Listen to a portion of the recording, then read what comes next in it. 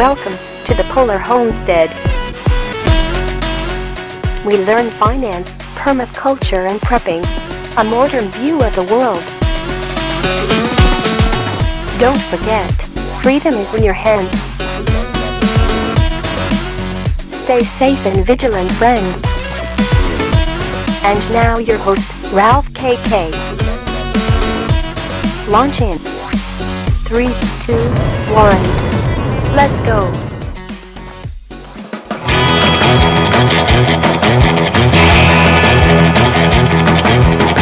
Welcome to the apocalypse.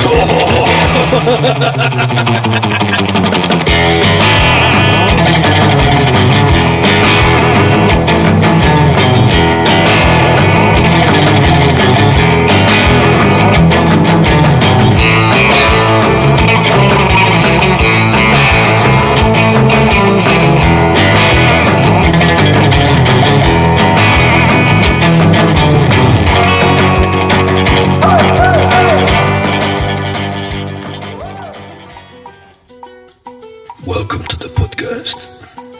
With me today, Christine from Norway. Hello, Christine. Hi guys. Hello guys, hello people. Very good day to you, good people. Are you okay? Just in a good mood today. Okay, so how is your summer? It's good. Summer is finally here, but we have a very rainy day today. So like I cannot enjoy the sun, and but still I like the weather like this. But you're like your skin, it is so white. If you have like you get like some sun, you turn red. Yes, indeed it's like this. I have to put on the sunscreen on my skin constantly, even if it is cloudy. Yeah. Yeah. Yeah. How is that possible? I don't know, just my skin is getting red, just even if the sun is hidden behind the clouds, there is some lights coming, and still like makes my skin irritated. So because Wow, that sounds crazy. Sorry, Mother Nature didn't give me like a normal skin, like a normal person. Melanin. Yeah, melanin, I don't have enough melanin. You are not melanin reactive person. I'm red hair, no melanin, like a lot of red hair people, they have this problem. So the ginger nation, they are allergic to the sun, yeah? I guess so. Also, I suppose my grandparents. Yeah, I suppose it was my grandma. She also had like super white skin, and every time she went to South America, the sun there is like very bright and it's like very hot, yeah. So every time she went there to South America, she would just go outside like 10-20 minutes, and then she would go outside like white, like usual skin, and then 20 minutes later she would just come back like red, entirely red, and in pain and crying. Yes, like this, and like in this case, like I just have to find my ways to survive. Like if I'm swimming, I not to put too much sunscreen, I can just wear something light just to cover my body, like for example, and constantly just put a new layer of the sunscreen. So to protect. And you know what we used to say about the grandma when we were children? You know what we used to say? We used to say, "You look red like a shrimp." Why? Because she looked red like a shrimp. Yeah. Maybe before, like you just didn't have such a advanced cosmetic against the sun, I suppose. Like right now, I just buy something like. What were you talking about? Right now, you can get yourself a cream. This is 100 and higher SPF. Wow. Yeah, so like it just completely blocks all the UV lights. So. When I was a child, like 40 years ago, we only used to have up to 40 SPF or whatever. Up to 40. So this is an explanation why your grandmother was red as a shrimp. Red like a shrimp. And we used to make fun of her. And right now you're making fun of me. Thank you very much. You're making fun of me. Okay, whatever. So what do you think about the condition of the world today? Total craziness. Do you think that we have finally reached like the peak lunacy of existence in the human society? I suppose we will be able to answer this question after this will start to go down, because you cannot understand did you reach a top or not, but it's already pretty intense. Yeah, but when usually when something it reaches the peak of whatever it is, like you can see it like everywhere around you and everywhere in front of you. So right now, like you go to YouTube, like every third video, it is like the end is near, the crisis is here, total collapse of civilization. So every third video, it is like this. And so when the moment that the crisis starts, as it goes, so a few people start to talk about it, and then it's incremental until like everybody, like the whole society, people is talking about this. So I think that we're at the peak of the panic, of the mass panic of people. I don't think that we're at the top, but people, they're crazy, they're panicking. It's true. No, I mean maybe the crisis, like in reality, it is not so bad, but people psychologically, I think they reached like a peak somewhere. Because when we speak of Europeans and Americans, they used to have pretty high standards of life. So like in case they don't have a baby formula, in case they don't have like some certain kind of cheese, which like according to them just make them like more imperfect, and only like this they can like have like a productive day after such a breakfast. Yeah, so the avocado toast. Avocado toast, so the day is ruined. So like if we look at the situation like from reasonable point of view, like you just have enough for now, just you can survive. It's not like life and death for now, but people, they lost some of their privileges in this life. Yeah, but you know, like people in the first world, they are not used to this kind of life. Like people in the USA, people in Europe, they are used to comfort and to get what they want when they want it. They are not used to having like a crisis, and like today they have to eat some boiled pasta with some salt and oregano on top, and that's all. They are not used to this kind of life.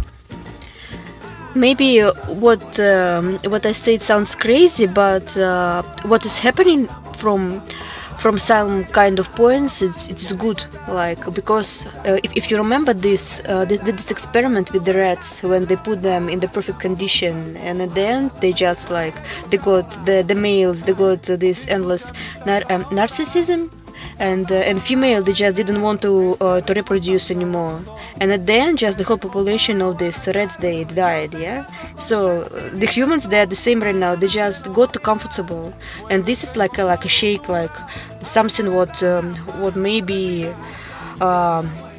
like they will realize it later, but this something what would refresh their life at the end, like the result will be something new. So like such crisis, it's good in the long term, according to me. So you're saying that people need to have like some struggle in life to improve themselves. Yeah, exactly. Just imagine for you, yeah, like just to drink your coffee every day, just don't care, yeah, like which kind of milk you have. You just every day 10 years. And you just already just don't notice how good it is. And then bam, and one day there is nothing. And then after like 1 month, 2 months of there is no such a milk or there is no coffee at all, you just grab this cup and you inhale this smell, and the life is perfect. So like this taste of life, if you are constantly like having it just constantly, you just don't notice this. So such crisis, it is good in the long term, just to understand how good life it is, the small things which you can appreciate. So this is what Germans, they are learning today. This is very hard lesson. very hard lesson for our German friends in Germany.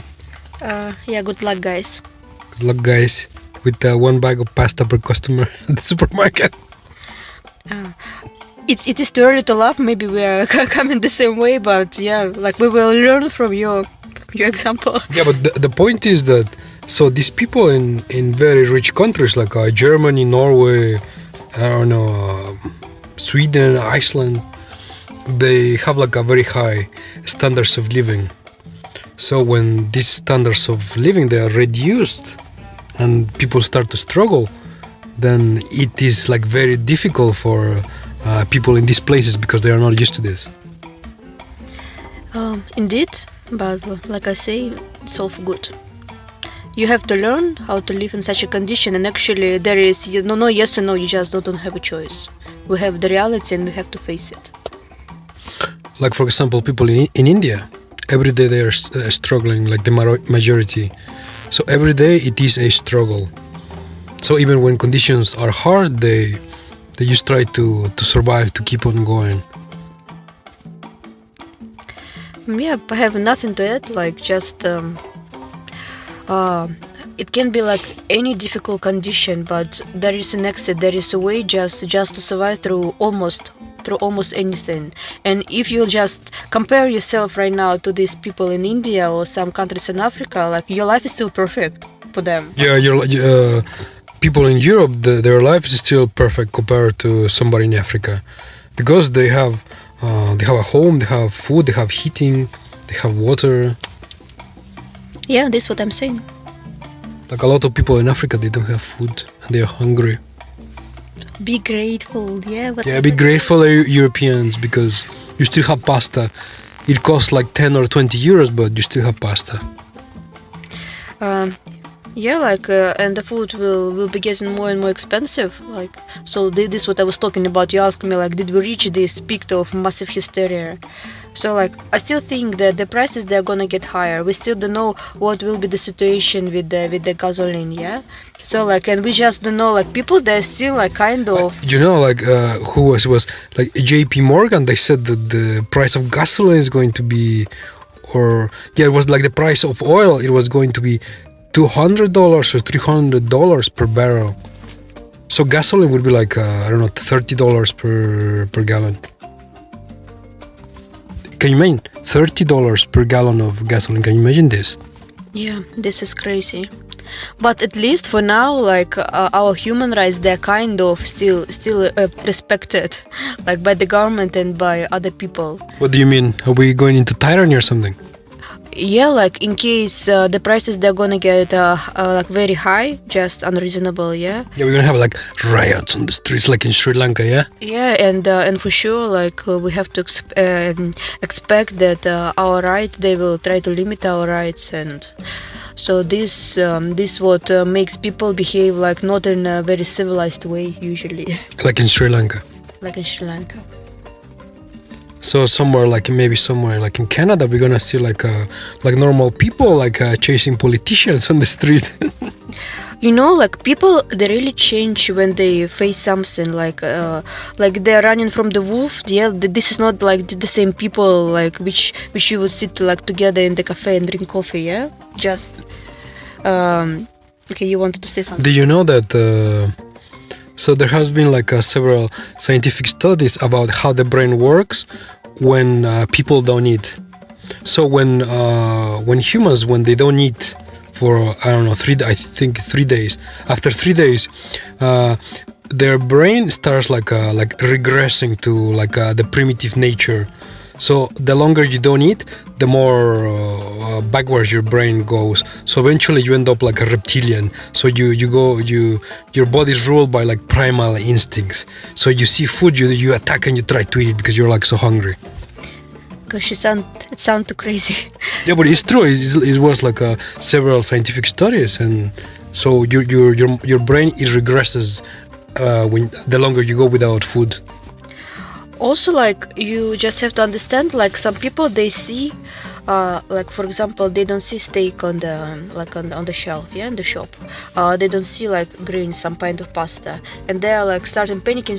There is no food, there is nothing, I'm gonna die. but because of this, like in your previous when we met before, we were talking like how can you survive. So there is a way to eat like a lot of stuff in nature. Like you can eat this. You can eat dandelions, bark. You mean bark from the trees? Yeah. I was talking about this. I was just watching recently. It's called video from wood jerky. Yeah, this thing. I suppose the Canadian prepper or something. Yeah. This guy there with the big The muscle. Canadian prepper. Yeah. Yeah, he's our savior. I'm supposed he's almost the only one I'm watching because like I don't know, he's the less annoying of people. Of all the preppers on YouTube, yeah. I suppose he's the most neutral and reasonable, because I don't want to start my day listening from some bald guy with the crazy accent. People, we are gonna die. Save yourself. Go, like I don't know. Like no, it's not for me. Sorry. And what is your favorite prepper guy? Of course, the Canadian prepper. He's the most reasonable one compared to all the other crazy YouTubers which have like a crazy eyes. You know, they start the video with the crazy eyes, and you're like thinking like, should you believe what the people are saying or not, or they just look like too crazy? Yeah. It's so it was mini advertisement for Mr. Canadian Prepper in your podcast. Yeah, he needs to pay us like royalties here for promoting his channel. Yeah, I suppose we mention him almost like every time because we were just both watching him. Yeah. So good day to you, Mr. Canadian Prepper. Okay, what else? The bark from the trees, you can eat it. So there is like specific methods how to eat it, but you can eat. Like in the Second World War, yeah, like a lot of people who were hiding in the forest, they didn't have anything to eat. So you could hear stories from very old people that lived during these times. They would tell you that there was nothing to eat, and they had to eat like grass or herbs from the forest, or like go and try to eat the bark from the trees. Yeah. Don't you think that it would be clever from these government channels and general television, like just to show people this kind of videos, like how to survive in case you don't have food? Why they don't do it? This is like something cultural, I suppose. For example, most of the Nordic countries, they usually try to educate their population, like to be ready for emergencies. So in Nordic countries like Sweden, Iceland, Finland, so the government tries to educate like the population like a lot in this respect. So they teach them what to do in emergencies. So probably they are teaching them that they can eat the bark of the trees. Bark from the trees, yeah. Yeah. You boil it and you make like some kind of soup of tree bark, yeah. Yeah, like in the morning you just come like, my dear husband, I prepared you some wood with some ants today. Yeah? You can actually eat ants, you know. You can eat insects. You can eat bugs. Like in Thailand, people they used to eat bugs, specific kinds of bugs, and some of them they are not even tasty, but they used to eat it. They are like hard, crunchy, whatever, and they used to eat it, even though they are not tasty. Okay, I trust your word. Okay, you try. You tell me. I've tried them. Bugs, they are like very tasty. The key is that they should be very dry and very salty. Ooh. Salty with like, I mean, you put like a lot of salt, like if you're like making like a dry meat. Stop torturing me. I cannot listen to this. It's too much torture. But in many countries, it's culturally acceptable to eat bugs. In many countries, it is culturally culturally acceptable to eat cats, to eat dogs. Like, but I don't know. Like, this is just different country, different rules. Giraffes, elephants, rats. Yeah. In Thailand, they eat rats. Do you know this? I don't live in Thailand. Thanks. Like field rats, you know, like in the field. Yeah, people did snakes and different stuff. China, they eat everything. Snakes are tasty. Snakes are tasty. Sabes mi sentimiento, siente mi amor. No me dejes sufrir, mamá, quita mi dolor.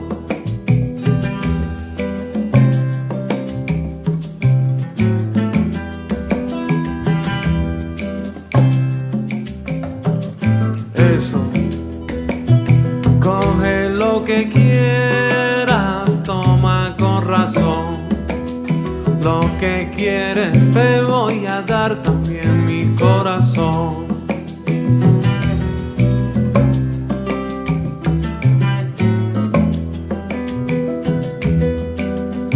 Te voy a dar mi corazón. Dice eso, como te necesito. Te necesito. Te necesito. Por eso mira, escucha de nuevo. Por tu amor me muero y te voy a esperar, porque yo te necesito y siempre te voy a amar. Siempre te voy a amar, díselo.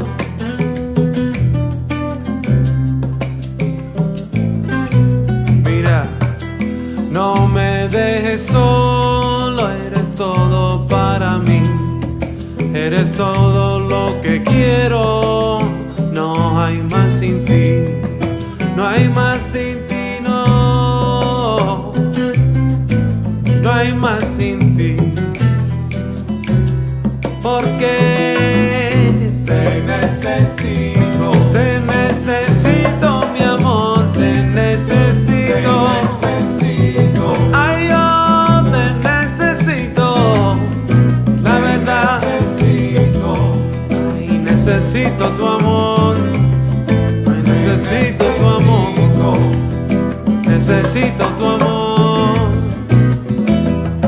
Sabes mi sentimiento, siente mi amor. No me dejes sufrir, mamá, quita mi dolor. So did we reach top lunacy? Like I said, I think that nope. We will see this when people they will face real problems. But people, they are really like in big trouble today. They are, but it is still like not a problem of surviving. This is the problem of being comfortable. There was a video on TikTok, like it was trending today or yesterday about this guy. He's like a trucker in the USA. He was going around like a gas station and he was showing like a line of like 20 trucks or something, and he was showing the prices of the diesel, the gasoline, and he was showing that there was like two gas stations, 2 or 3, and they were empty. They didn't have any diesel to sell, and there was like the lines of cars waiting for the diesel because there was no diesel. So on top of the high prices, there is no fuel. What do you think about this? I think that like they had to be prepared for this. Like, what did they expect in case they just like put all the sanctions like to Russia, who brings a lot of oil? Yeah, like this. Like everybody should have expected that it would like come one day. So it is here. Maybe they should do what France is doing. You know what France is doing? They are buying Russian oil from India.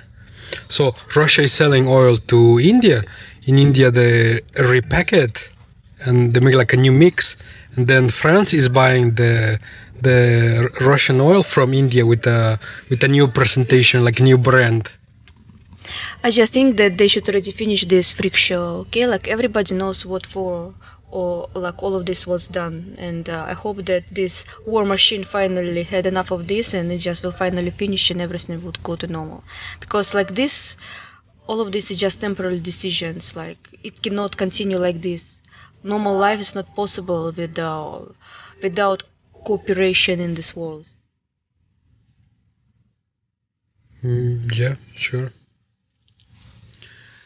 I don't know. At this point, it is with the current situation. It is like it is a conflict of, and the winner is going to be the country or the team that can last longer in these painful conditions. Yeah. So the country that can stand like a more pain is going to be the winner. And so far, like the USA and Europe, they are like in a lot of pain with the high food prices, high fuel prices, a scarcity of everything. So the question is like, are they like masochist or something? Do they like the pain? Do they want more pain? Do they want to continue with this? Like I don't know. Like the government needs to get to some point where they say like, oh, okay, this is enough. I'm tired of this. I need to do something else. The point is that it is not about losing and about winning. I think like maybe it sounds crazy, but all of this what is happening with the disease, with the COVID-19, and then all this war stuff and all the sanctions and other stuff, like different issues between the countries. Like if we just look deeper, like it can you can think that they just try to justify, to explain the actions because of we know that what the scientist says, that it is not enough resources even for 30 years. Yes. Yeah, like there's no resources. Like everybody knows this. There are not enough resources. So they have to decrease the amount of population. They need to decrease the amount of the stuff they're taking out from the soil. Yeah, in general. So like all of this just to justify their actions. So because of this, I'm telling that there are no winners and losers in this game. This is just I don't know, like the chain the events, which would be like anyways happen in case not war than something else, like in case this thing didn't work out how they wanted, so like the war is here. In case it will be also not the result they want, like have to expect what monkey jumps flu or whatever, like what is the next like what, the monkey flu? No, you said like the monkey flu. Yeah, like so like what, maybe this is the next disease that just to explain why a lot of people dies and why they're suffering. Well, yeah, but you know, like, I mean, if people really wanted, like, everybody could just be friends and get along with each other and try to, like, improve this world, try to improve the earth, try to make it life better for everybody. Like, supposedly, according to research, so there has been famine in Africa for more than, I don't know, 50 years. So according to researchers and models of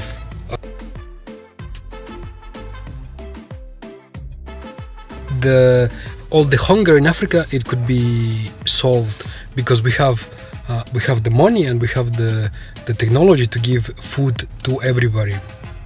So it is not a question of if we can do it or not. It is a question of if we have the willpower to do it or the desire to do it, because like I said, everybody could just try to be friends, like shake hands and try to solve problems together.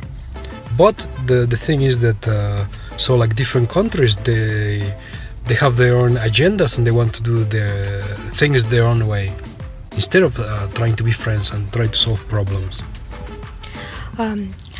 Yeah, like you said, there just to be friends, it is not possible, at least in the current situation, because some countries, at least some leaders or government of some countries, they just feel too much superior over other countries, you know, that I don't know, to Africa they just look and they just like don't care. So you're saying that like politicians sometimes they follow their own policies and it's based on ego, like about how they feel about themselves or their own country, and they are not realistic. So today's conflict, you could say that is about ego.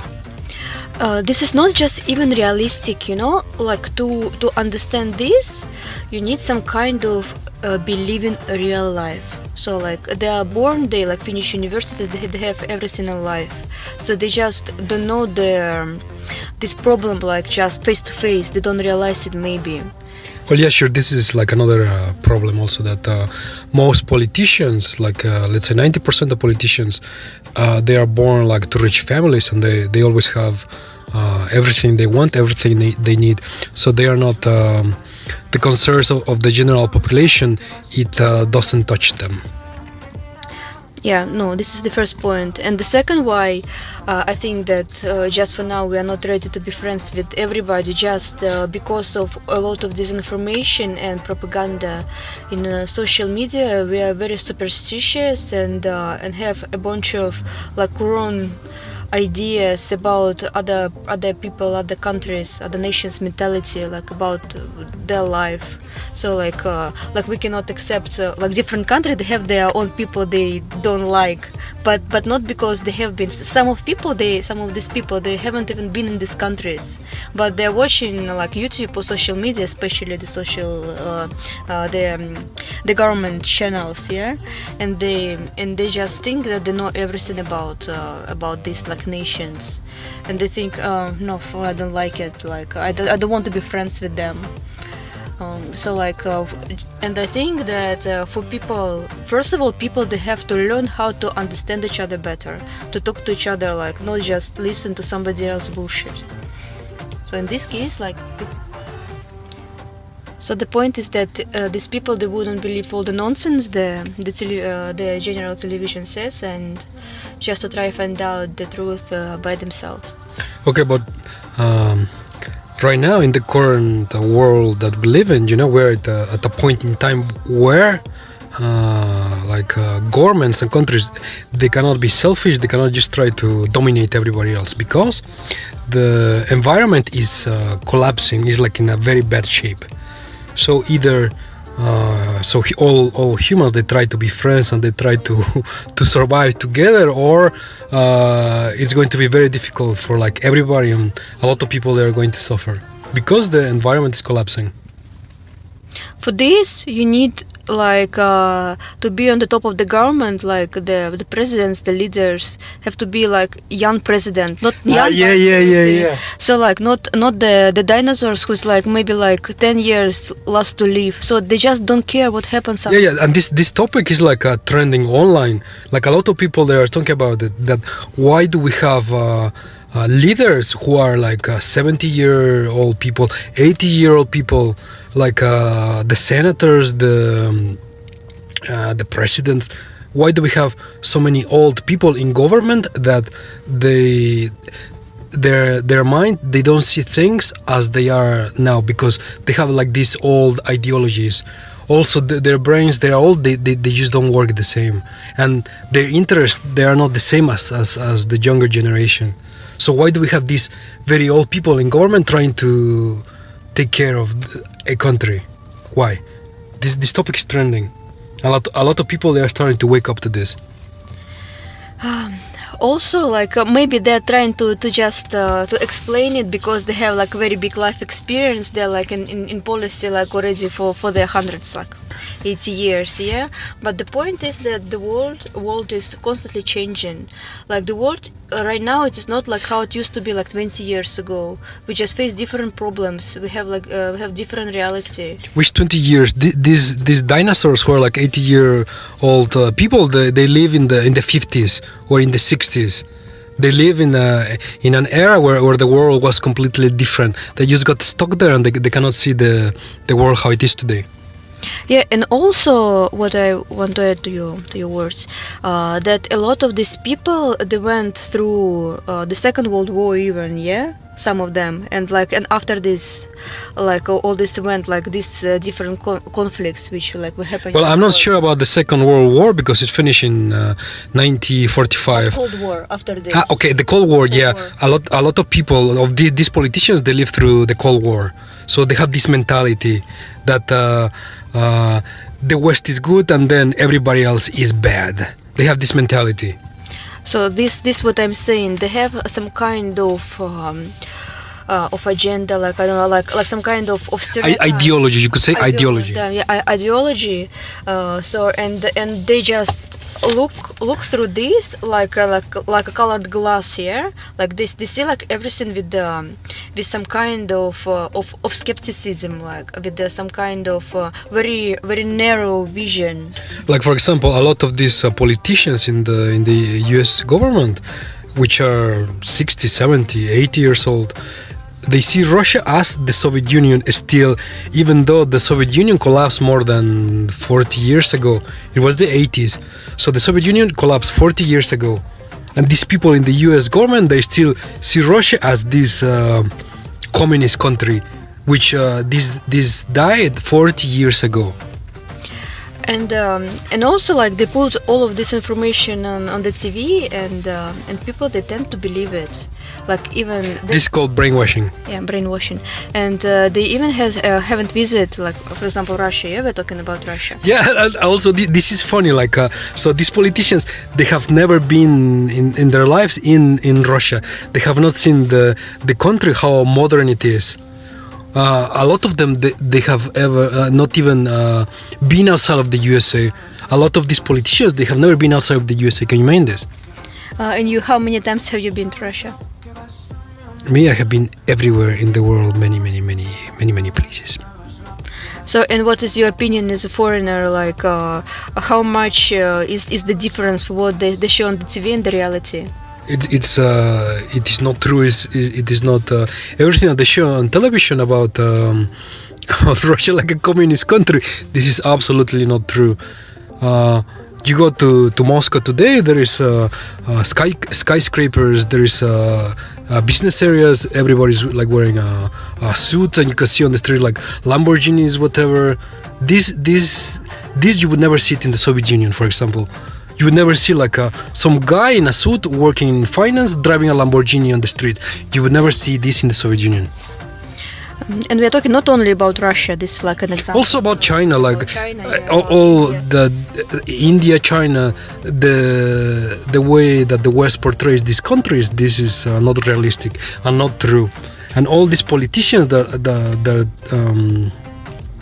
lead the policy in the USA, in Europe, a lot of them, they have never been in Russia or India or China. They barely been out of their village in their own in their own country, and they want to tell people that, oh yeah, you know, that country over there, it is bad, you know, because it is my idea, even though I've never been there, you know. And not only about the economical situation, like also like about how they just try to portray like the people, their behavior, yeah, like some kind of phobia of Russian, of Indians, of like if you see American films, when there is something happening, like in Russia, they put it like there is like a bears walking on the street, or there is like a snow falling, and everything is like cold, snowy, dark, with buildings falling apart and some angry grandma there walking on the street or whatever. This is what you see in films. This is so much pathetic that I hope that people, they're reasonable enough to understand what's true and what's not. Also, like my also, for example, about India, they only show India like a poor country. They always show the ghettos in India and poor people on the street like asking for money or for food. This does exist in India, but it is not like this. You go to the big cities, and also you see skyscrapers, you see people driving Lamborghinis, whatever. So all these ideas that you get in the West, sometimes they're absolutely not true. Yes, disagree. So you think that the current situation that the world is going through, this was caused by ego of the Western leaders? Something like modern colonialism. Yeah, like this is quite possible. Like they just feel themselves too much. They still feel themselves superior, like like the USA, Europe, let's say Canada, England. They see themselves still as superior nations compared to everybody else. You think this is the problem? Yes, it is. It is the problem, and the second problem, what I said, that people they tend to believe what the government says. They don't do their own research. You just have to understand that there are bad and good people in each country, in each culture. You just cannot be absolutely good or absolutely bad. There is something in the middle, and we also, like you and me, we are part of this, yeah, like part of the Western society. But like we are trying to be reasonable about this, and some people they just blindly believe what the government says. And But there is a lot of people waking up to these facts, like mostly young people. They don't watch mainstream media. They don't watch. Well, we don't want to say the names, but you know which TV stations. You know which TV stations. Like young people, they don't watch any of these. Let's say fake news on television. So a lot of young people they see the world completely different to what the older generation do. As the older generation, they still watch like TV networks, for example. So there is like a big divide between old and young. So the younger generation, they do everything online. yeah, but also like all these people who makes this video on YouTube from the beginning. A lot of this, like a lot of this information that you see on YouTube, this is just sometimes it is fake news or bots sponsored by the government. So if you see some fake news, sometimes this is sponsored by the government.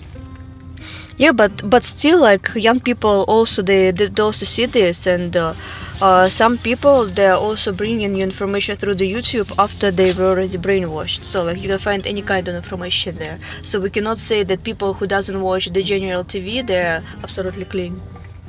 But there is different levels of being brainwashed, you know. Like if you watch like TV networks, this is like 100% being brainwashed. And if you watch stuff on YouTube, for example, then there are different levels, and the younger generation, they are like at the lowest level of being brainwashed. Let's say this. Okay, I believe you. What? Which level of brainwashing do you prefer? I prefer a level of less than 10% brainwashing. Okay, so what is your suggestion for our listeners? What should they do to survive the zombie apocalypse? So we were talking about like right now, today, what people should do? Like there is, the food is expensive, is going through the roof. There is no gasoline. The salaries they're not keeping up with inflation. There is insecurity. Like next year, you don't know what's going to happen next year. So, what should people do? I think that people they have to keep their mind open first of all for all the information and good and bad what is happening. The point is that it would be like true information, and try to push the leaders, the government, because like when we are together we can change things. Yeah, so we should try to push them to the right way of the solving all this stuff, because yeah, like this is the ambition, but the point is that usual like general people, like I mean all the people they're suffering. What, together like friends? Together like friends. Everybody together like friends, living in peace. Like we're in the 60s and we're like hippies or something, yeah? So we have, they need to make the new renaissance of the hippie era, yeah? 2022, new hippie era. You just have to like stop this stupid like dividing between Western and East. Division between Western and Eastern countries, and just get rid of this wrong ideology, and stop supporting this wrong ideology. Yeah, but I don't know, maybe it is too late for this already. Maybe, but do you have any other suggestion? Because the lines, like today, the lines, they're like very, very, very, very clear lines, and big divisions exist today. I don't know, it would take like a lot of the effort to try to fix these huge divisions that exist today, that were not here 4 months ago, for example. Yeah, but like if you see like this is mostly the influence of USA for this. Like Europe, it is kind of okay. It is not that much far from from understanding. I don't know, like just like several years ago it was just okay. It was not perfect, but it was okay, yeah. But this is like pulling the wagon to different directions, to the east and to the west, yeah, somewhere in the middle.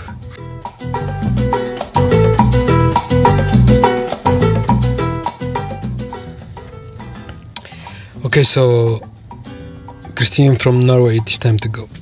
Say goodbye to your audience. Goodbye, audience. Good luck to you.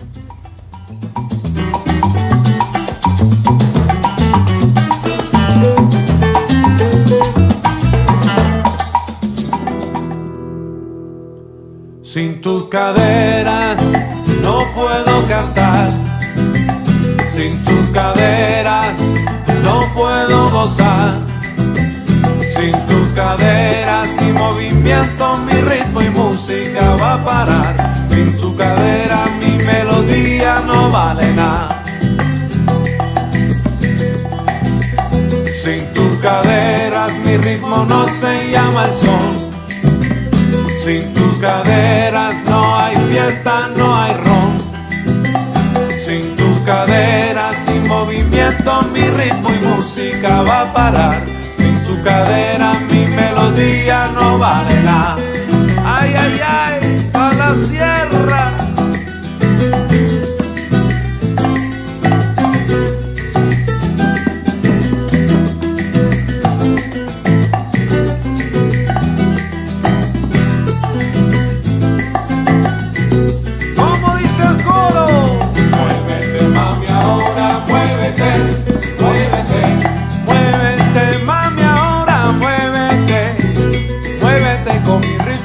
Muévete, mami, ahora muévete, muévete.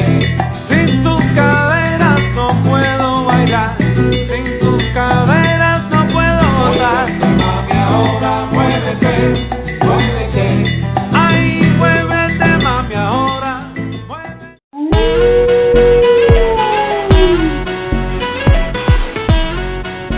Welcome to the Polar Homestead.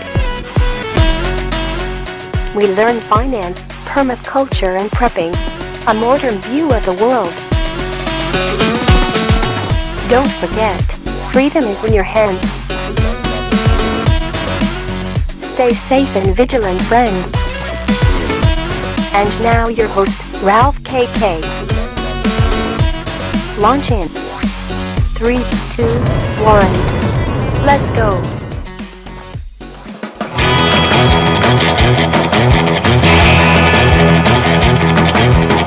Welcome to the apocalypse.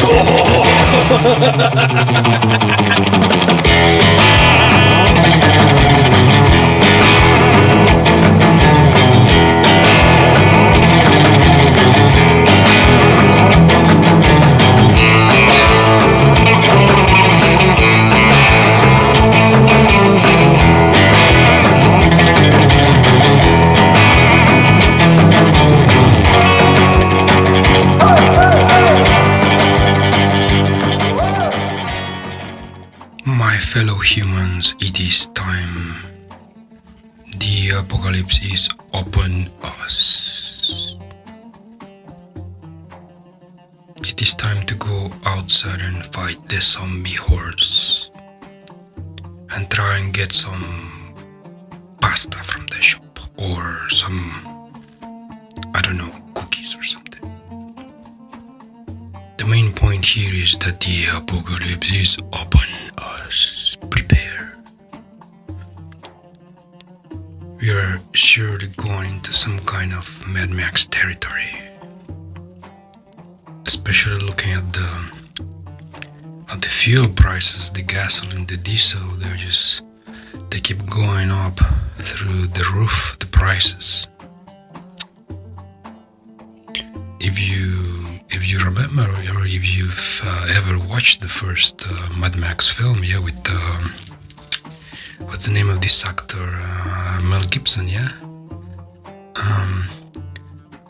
This film is like 40 years old, I think. Okay, so if you watch this film, this is kind of the way that it started. There was some kind of economic collapse, and then the fuel prices, they just kept going up until everything collapsed, and then people were fighting over fuel. So maybe we are in some kind of alternative reality where the vision of Mad Max, this is happening in front of our eyes. Prepare now. Have you got your water and bags of pasta and your plastic container to gather fuel from other cars on the highway or something? I don't know. Anyways, today's topic, it is Bitcoin. The collapse and death of Bitcoin finally is upon us. Yeah, that is just a joke. This is just clickbait. Clickbait, bros. You know, like mainstream media, like every 6 months or every year, they come out with these headlines, big letters. You know, it says Bitcoin is dead. Bitcoin is finally dead.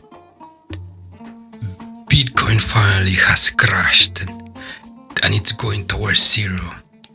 Or Bitcoin has had a rundown of minus 80% and 90%. Bitcoin is on the last steps, on its last legs. And you know, mainstream media, they just like to repeat this over and over. And for 12 years, they have said this every 6 months, every year, continuously.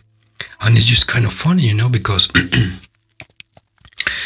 people who are not involved in cryptocurrency, which are like outsiders, like the average citizen, they live their usual lives, so they are not in touch with the market. And when they see these headlines, they believe it.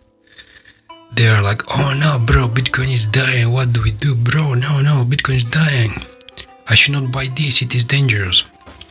Also, mainstream media, you know, they like to portray Bitcoin as some kind of a shady thing for criminals, or like some shady alternative digital crazy currency for hackers or something. Or at least for the last 10 years, they try to portray Bitcoin something like this, like some kind of money used for criminals. Today, after 12 years, the people who don't like Bitcoin, yeah, they're trying to rebrand this as Bitcoin being something bad for the environment. Because, you know, like all these miners, they are like burning down the earth. The machines they are running constantly, they are mining Bitcoin, and they are using the whole energy of the whole sun just to mine Bitcoin.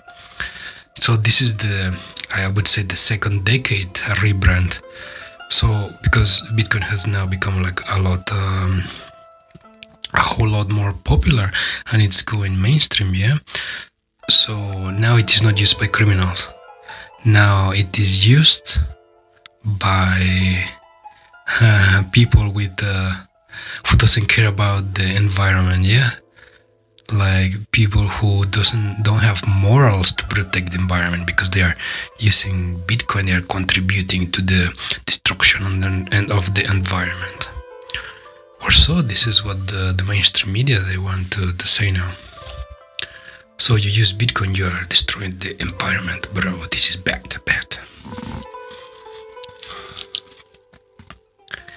So, what does Bitcoin represent? This is the century-old question.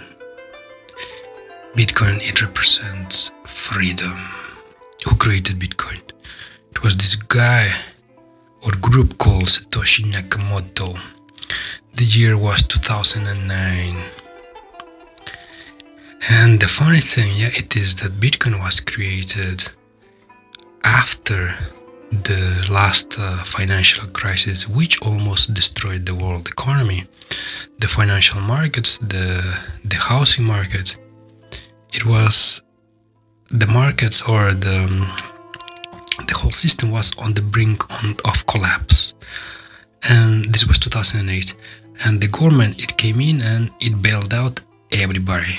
The banks, the corporations, used everybody. They used to start and giving out money, buying stocks, buying things, the government, and they saved the system. So then after this, this guy, Satoshi Nakamoto, he came out and he said, no more, I shall create a system which is not attached, or it is dependent of the current system, or an alternative system, or a new system to replace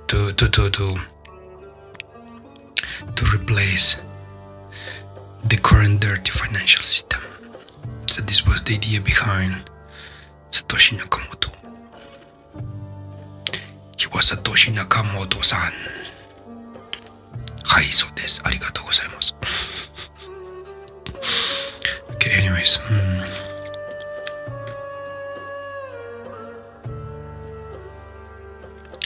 So the idea of Bitcoin was to be some kind of replacement or alternative financial system to the one that already existed. And at the beginning, the governments, the banks, they were just laughing at it. They didn't take Bitcoin seriously. They thought, oh yeah, some kind of cute idea, but yeah, it will just die. It is not a threat to us. But Bitcoin, it kept growing and growing and growing. And after 1 year, 2 years, it had become quite popular among, you could say, the first users were cypherpunks and geeks and computer nerds, and people who saw the possibility of something new being created. So these true believers of what Bitcoin represented, they started to create and to build the system, the market. And then let's say 2009, 10, 2011. By 2011, it was already established like some kind of currency, and at that time, it indeed was used by online criminals. There was this online marketplace on the dark web called the Silk Road. There you could buy or sell any kinds of illegal stuff. It was a decentralized market, you could say, on the dark web, and there you had to pay with Bitcoin. This was the first use case. So by 2011, so like the banks and the government, they already saw Bitcoin as a threat. And from that point on, they started a low-key attack against Bitcoin. Low-key eventually turning like a full-on attack on Bitcoin.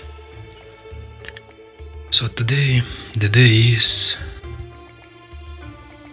June 20, the year 2022, and Bitcoin has collapsed, or so they say. The last price was almost 70,000. The top, you would say, of this cycle was 70,000, and today it is, in the morning it was around $18,000.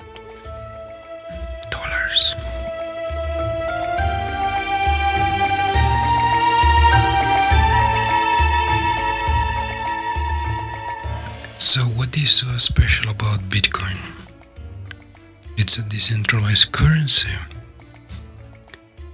Yeah, today it is a currency.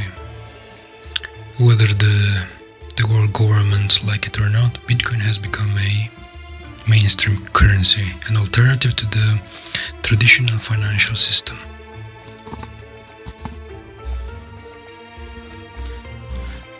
So what is so special about it? Well, first there is 21 million coins. This is the total amount that there will ever be.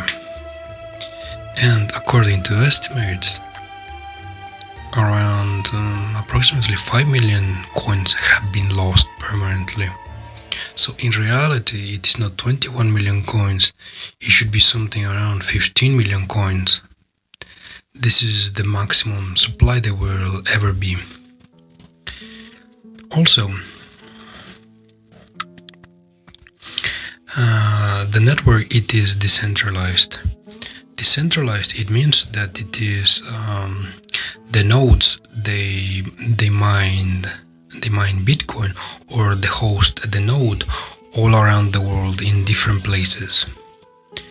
Decentralized, it means that there is not just one person in charge of this. There is several hundreds, thousands of people hosting a node or mining Bitcoin. Also, there is the wrong idea that for the Bitcoin network to exist, you need to be continuously mining it. This is a misconception spread by the mainstream media, you would say. So you don't need to mine Bitcoin to keep the network alive. You can use host a node. The action itself, it's something very simple. So there is one kind of official Bitcoin wallet. You go to bitcoin.org, you download the wallet, and then this will sync with the network. Currently a full node is something like 2 gigabytes, I think. So you have to sync with the network. This means that you download all the transaction history from the other nodes to your node. So once you downloaded everything, you can become a node and start confirming the transactions of other people. You don't mine Bitcoin, you don't get paid for this, but you host the network. So it means you can just run a node and keep the network alive, you could say. Also, there is the misconception that you need a very strong computer or some powerful machine to mine Bitcoin. To host a node, you can do it on the weakest kind of computers you can find. You can even do it on a Raspberry Pi. And these mini computers, or the Raspberry Pi, they consume something around 10 watts of electricity, or even 15 watts maximum. So this misconception that Bitcoin is burning down the earth, that you could say this is just falsehood spread by the mainstream media. Which you should ask yourself this question: who is behind the mainstream media? Which people, which powers, which governments are trying to push this misinformation?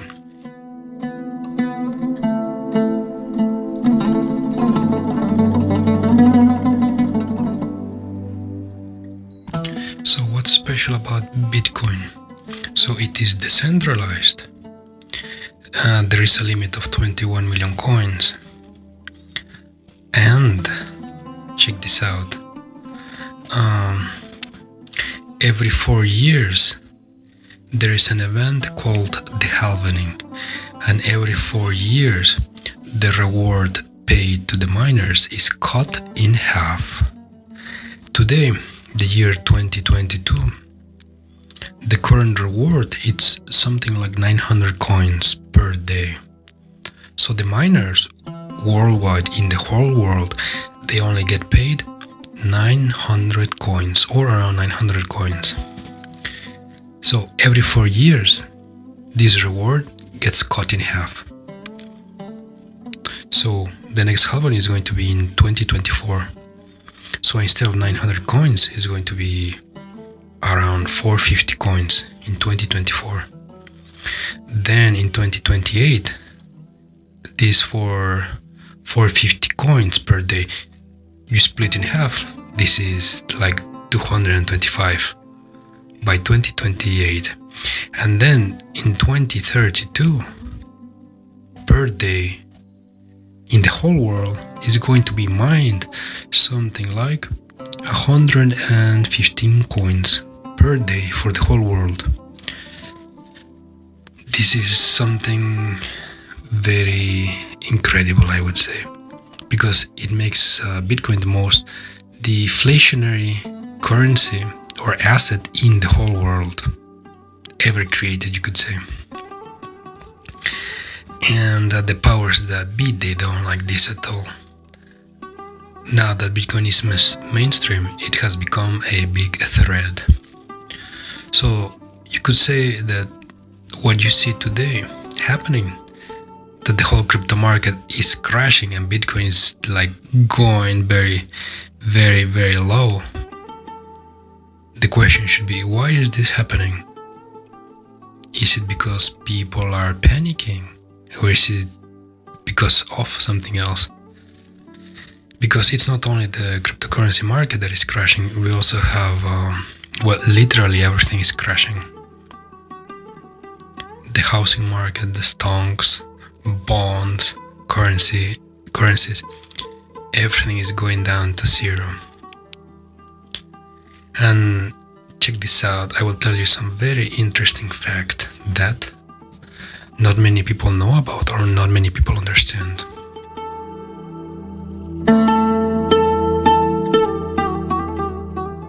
In finance or in financial markets, you can buy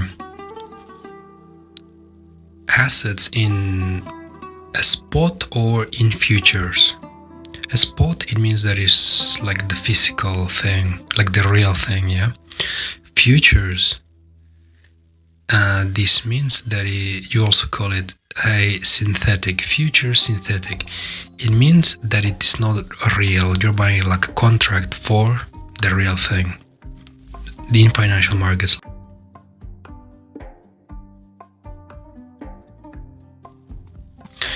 So check this out. Very suspiciously,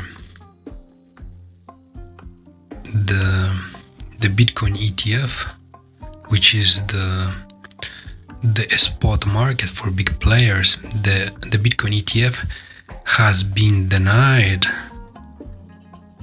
by the US government for around something like 7 years, I suppose, at least that I can remember. For 7 years, the Bitcoin ETF has been denied, and not just one application. There is like dozens, hundreds even of applications for a Bitcoin ETF made by different institutions or corporations. A lot of people, they want a Bitcoin ETF so that you could say that big players can start investing and buying Bitcoin. But it has been denied for over 7 years. And why is this, you might say? Well, when you buy like a physical asset or the real thing, this would affect the supply and the price of such thing. But with futures, which is synthetic, which is a contract, which is not real, if you buy futures, this rarely affects the price or the supply. And also you can manipulate the price with futures because you create contracts. You can create a lot of contracts for something that doesn't exist. So check this out. Very suspiciously, it was around 1 year, 2 years ago, contracts were approved by the US government, by the SEC. So you can buy synthetic Bitcoin or futures Bitcoin. You can long, you can short, or you can buy X number of contracts of futures of Bitcoin. So very suspiciously, this was approved 1 or 2 years ago. And also very suspiciously, the Bitcoin spot ETF has been denied for the last year and the last 2 years, very suspiciously. with no reason or no reason at all, or it has been prolonged or delayed the answer so that the government can just drag this for as long as possible in order not to approve the ETF. Currently, there is no reason for the SEC to deny the Bitcoin ETF, the spot ETF. So there is a couple of companies that are getting ready to sue, to go to court against the SEC against this decision that they continue to deny the ETF with no reason, because this is manipulation. So getting to the point here, the current crash, the current crisis, it is most likely a fabricated crisis. By the way, it's not me the only one saying this. If you go to YouTube, you go online, there is a lot of people saying that probably all of this crash, all of this situation, everything is being created by the government in order to destroy everything and then to introduce a CBDC, or a central bank digital currency. So something like a digital dollar, yeah? So the rumor that's going out there is that this crash, which is completely terrible, completely awful, the cryptocurrency market is like in really bad shape. So this crash was created so that most people think that you cannot trust crypto, you cannot trust Bitcoin, you cannot trust this market because it is not safe.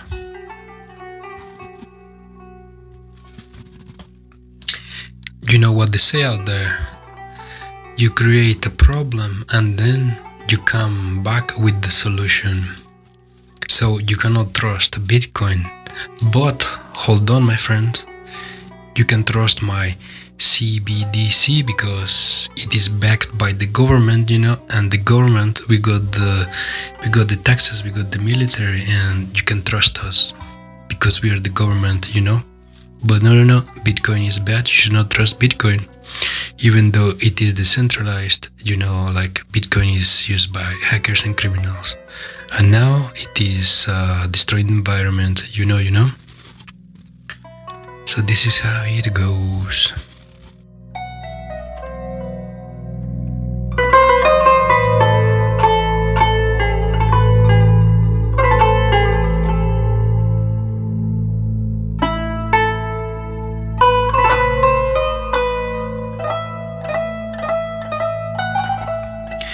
Anyways, people who have been in crypto for 10 years, 12 years, these veterans, they are not panicking. They are holding steady to build the network and to keep on going. So remember, my friends, the next halvening is going to be in 2024, and most likely the next bull market will be in 2025. And remember, you buy Bitcoin today, and in 10 years, the mining rewards will be 4 times less. So today the mining rewards, they are 900, and by 2032 they will be 115. Just remember this. And that is all for today. And I will see you next week. Goodbye. Don't forget to survive the zombie apocalypse.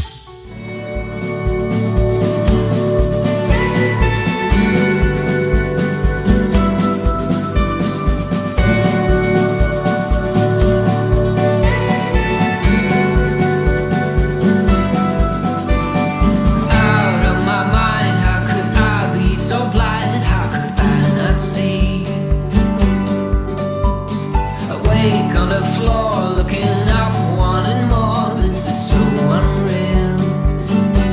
I must have been wrong, 'cause your love is strong for him.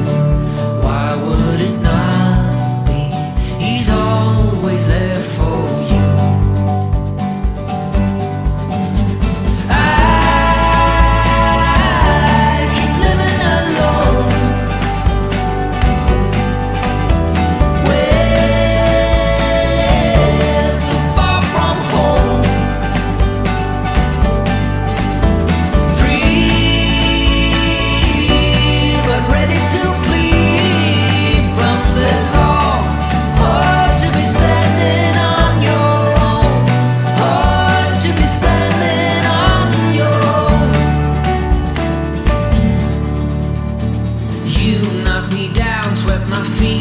the ground left me on the floor. Hard to resist, got me looking like this, like no one before. 'Cause I must be strong, 'cause this might go on for long.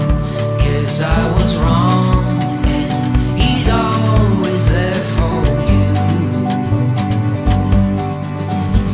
I keep living alone, way so far from home.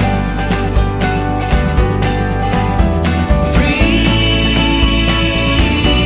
but ready to flee from this all. Hard to be standing on your own. Hard to be standing on your own.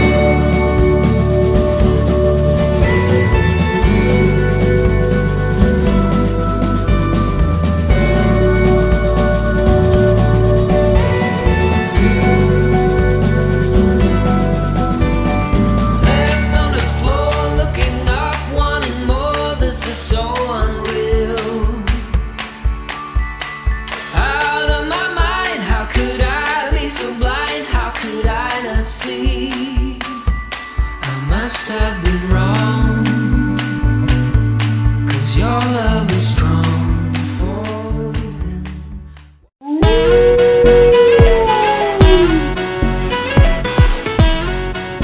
Welcome to the Polar Homestead.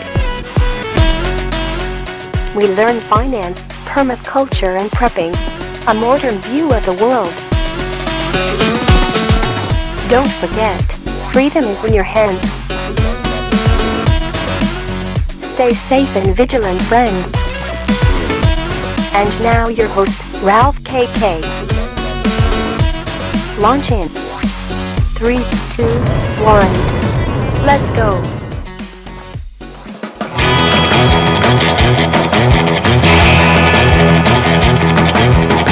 Welcome to the apocalypse.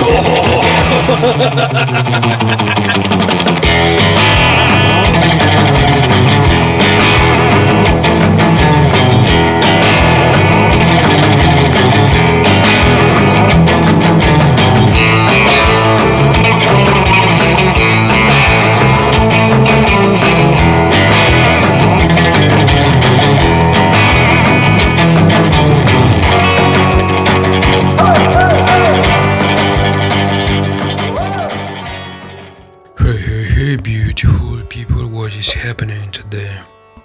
My fellow humans, the apocalypse is here again. Or so we say every day, because the apocalypse is always here. So here it goes. Welcome to the apocalypse. So I would say we are like halfway through the summer. The potatoes, they are growing. I've got all kinds of herbs and greens in the garden. I've got cilantro, I've got parsley, I've got some rucola, kale, the magical kale that you put it in the ground and it just grows everywhere like a weed. So I suppose we have something like 2 months left of the growing season. By now most of the fruits there, or the fruit trees there, most of them, they are pollinated, they got fruits, they are growing. They are halfway through. The berry bushes, they are also halfway through. I would say that in around something like maybe 2 weeks, 2 weeks or 3 weeks, all my berry bushes, all the fruits there, all the berries, they will become ripe, ready to be taken and eaten. So today in the news, besides all the financial crisis and financial depression, contagion that is happening all around, today we have something like a big event happening. Unprecedented event that has not happened for more than 100 years. Today it seems that apparently Russia has defaulted on its foreign debt. This has not happened since the Bolshevik Revolution, more than 100 years ago. So it seems that they will not be able to pay the money because of the sanctions. It's not that they don't have the money, it is that the West is blocking them from paying the money. So the West is forcing Russia to a default.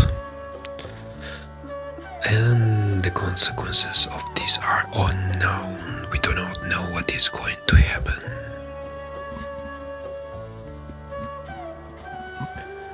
I mean, we don't really know what dominoes are going to fall after this. There will be contagion and it will spread all around. But like I said, nobody really knows what's going to happen. So today,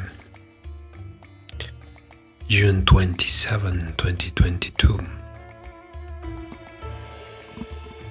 the day where the default will be officially declared, we will see what is going to happen in the coming days. But nobody knows what is going to happen. There is some kind of big suspense going all around. It's a mystery. Today also in the news we have several articles talking about the military build-up in the near Taiwan in the Pacific by China. So there's a couple of articles today out there that say that there is a huge build-up in all areas of the military, of the Chinese military, and they're starting to, how could you say, to put more troops, you could say, near Taiwan for a maybe future invasion. So that is concerning. I don't know, but everything that is happening, it gives me something like low-key World War III vibes, you know. And what can the average citizen and what can the average citizen do in these circumstances? What should normal people do? I would say just grab your potatoes and start growing your potatoes. Your best chance of survival is potatoes. Remember, it is something like a 1-to-10 ratio of potato production. So in theory, you put 1 potato in the dirt, and then in 100 days, you get 10 potatoes back. This is something like a good financial investment, potato investment. By the way, this year I'm trying to do something new, something radical. I am trying to grow corn in containers inside my little glass terrace. And so far, so good. Sometimes corn can be like a very forgiving plant. I mean, you can overwater it, you can underwater it, you can just put it in the sun in a very hot place, and most of the time it is okay. I would say the only problem, or the nemesis of corn, it is frost. Frostbite. This can totally kill a plant. So outside of frost, so corn would just, or can survive anything just outside of frost. And even growing in containers. So let's see how that little experiment goes. Like, I don't know, but everything around, like society, seems to be somehow collapsing. The financial markets, I mean, they are so terrible, like you don't even want to talk about it. also the cryptocurrency market, it is so terrible you don't even want to look at it or hear about it, because it is like so terrible. Bitcoin went from 70,000 all the way to $17,000. That is catastrophic. And then because of this major correction, centralized lenders have gone bankrupt. There is Celsius, BlockFi, a couple of others. They are highly illiquid. And now check this out. Some banks, they want to buy them out. Supposedly, like Citibank, they want to buy Celsius. I mean, that is kind of ridiculous. Ridiculous, because cryptocurrency is supposed to be decentralized. So I mean, the markets are so terrible, you don't want to look at it. You don't want to hear about it. You don't even want to think about it, because it is so bad. We are halfway through the summer. I would say just grab your stuff, go to the sea and stay there 1 month near the sea somewhere and just try to chill for 1 month, because things are so terrible, you just don't want to hear anything about anything. And so we have all these, you could say, strange things happening all around us. Like the last 3 days, for example, it's been Lithuania. It has been cyber attacked for 3 days, non-stop. Lithuania. It's a hacker group which is supposed to be based in Russia. This is a retaliation for what Lithuania did to Kaliningrad. So they stopped the free flow of goods.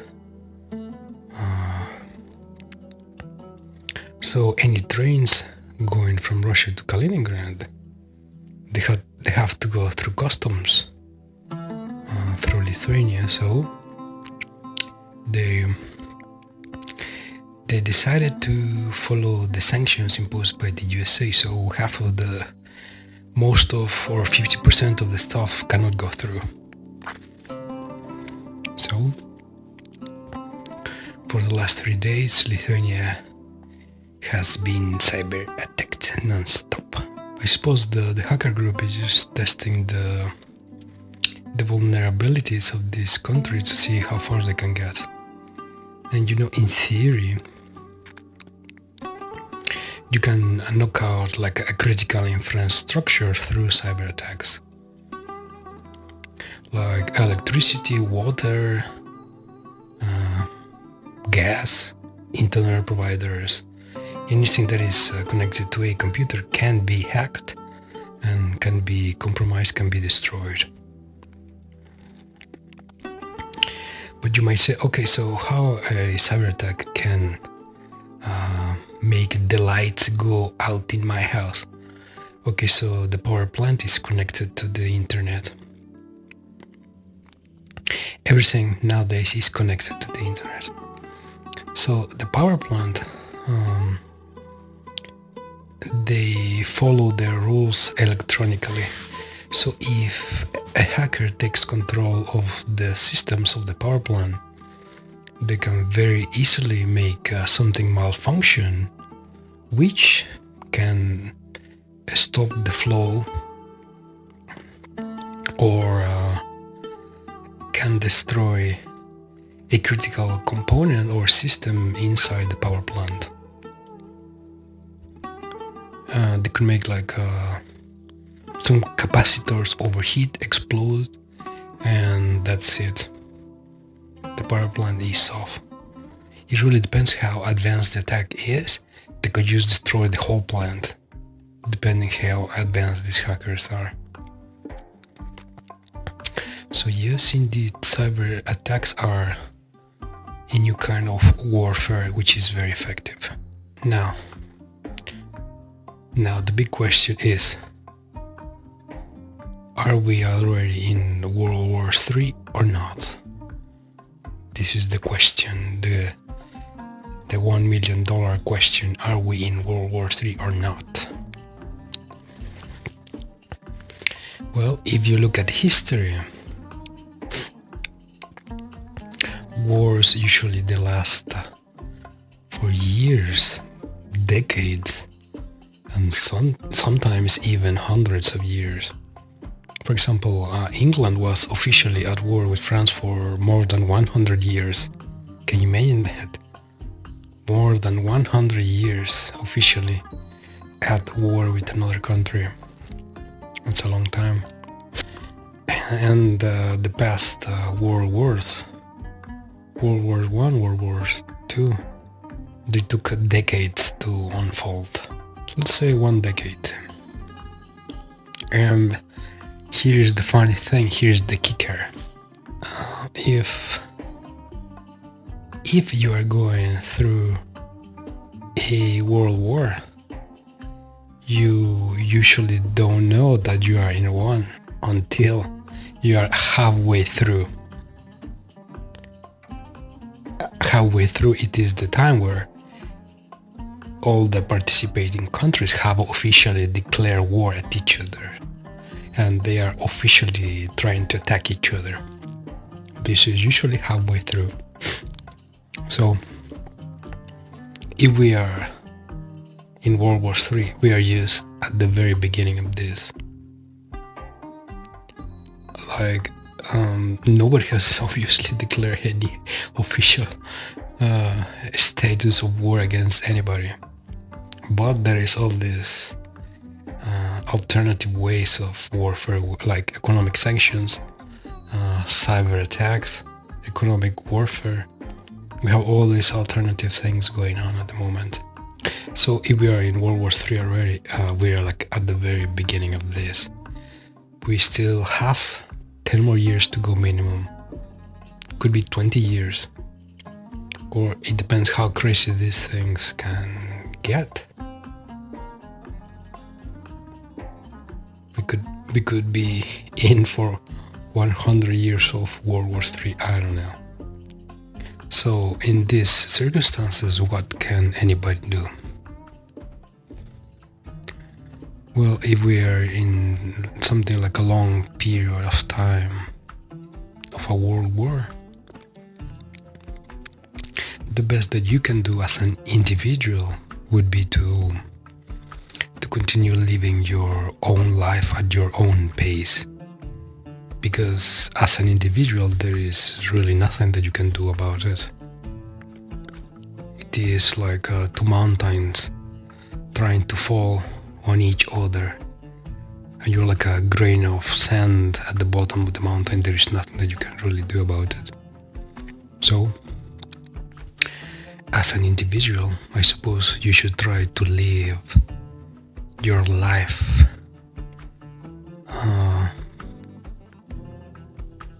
by your own rules, at your own pace, by your own decisions. So even if we are at the beginning of a world war, as an individual, you should just keep on going with your own life. Decide your own path. Make your own choices. Set a goal and try to get there. But the question is, if this is a world war, where could you be safe? A lot of intellectuals, a lot of smart people, a lot of philosophers, you could say, their favorite choices of countries to go to, it is 1, Argentina, 2, New Zealand, and 3, Antarctica. If you would like to live in Antarctica. But in theory, these locations, Argentina, New Zealand, it has a very low possibility to get nuked by somebody, for sure. So by choice, like some of the elite, they are building their bunkers in these countries. Anyways, remember, as an individual, the best thing that you can do is start growing potatoes. Potatoes, this is the food. This is the food that will sustain you through the coming World War III, people. Remember, the ratio is 1 to 10. You put in the ground 10 kilograms of potatoes, you will get within 130 days, you will get something like, you put down 10 kilograms, you will get something like 100 kilograms of potatoes. 1 to 10 ratio. You don't even need amazing dirt or amazing fertilizer. Potatoes are something miraculous, you could say. Just drop it in the dirt and come back later to see what happened. You could say potatoes are the choice of the post-apocalyptic survivalist, the official sponsor of the Wasteland Survivor. Also, potatoes, besides being used as food, it can be used as fuel, and it can also be converted into alcohol for drinking. You can make a very delicious vodka out of potatoes. But yeah, I'm not so sure people, or most of people, are aware of the pickle we're in, because we're in a pickle. We're in a situation where big countries, they're playing a chess game of, you could say, a death match. Chess for conquering and domination. The pieces are moving across the board, and slowly the possible moves that the opponent can make are becoming less and less. So we are getting to a checkmate kind of position. Perhaps not checkmate, but we are getting to a point where certain decisions, certain outcomes are more likely than others. And today you can see that the world is being split into two positions. You could say it's the West versus the East. If you follow the news at all, like yesterday there was like the G7 meeting of nations, which is mostly the USA and pals. You know, the USA, Europe, Canada, Japan. So the star team, the American team together, the so-called G7. And check this out. What is like really funny is that the whole meeting was about Russia and China. Like, what are we going to do about this and them, and more sanctions left to right, and something to counter their moves and their power and whatever. I mean, the USA itself is falling apart from the inside, and the leadership of this country, they only care about, and the leadership of the USA, they only care about fighting with China and Russia. Instead of looking inwards, they're just looking outwards. In the USA, there is a huge amount of homeless people because of the economic situation, because it is really bad. So you can go to major cities and they have a huge problem with homeless people and drug addiction and all this kind of bad stuff. So the USA and the leadership of this country, instead of looking inwards to the problems inside their country, they're looking outwards.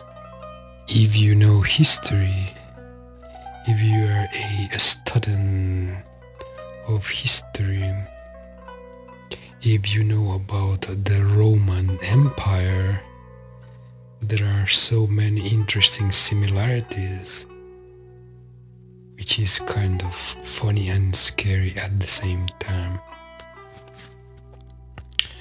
One very peculiar parallel, you could say, not just between the USA and the Roman Empire, but about most empires through history. It is that at the peak of most empires, what usually happens is the total and absolute debasement of their currency. So it means the empire is bankrupt and they are used creating money out of thin air, which is currently what the USA is doing. But it's not only the USA. Throughout history, most empires, they get to this point just before their collapse and decline. This is the key sign that their debasement of their currency. Probably next podcast is going to be about the rise and fall of the Roman Empire. So that's all for today. I will see you next time. Enjoy the music, enjoy the weekend.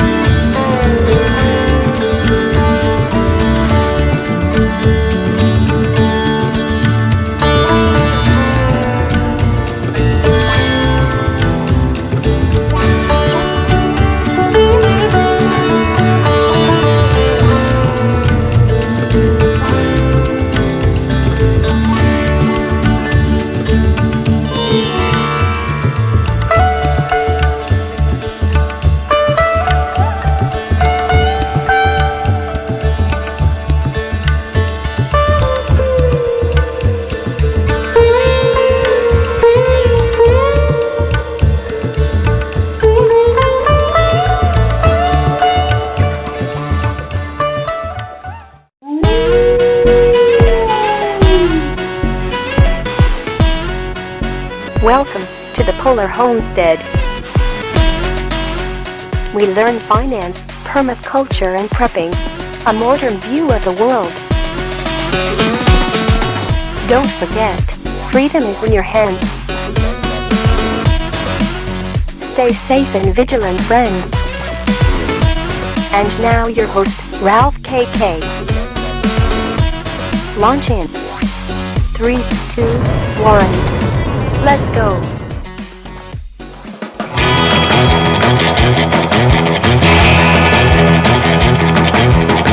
Welcome to the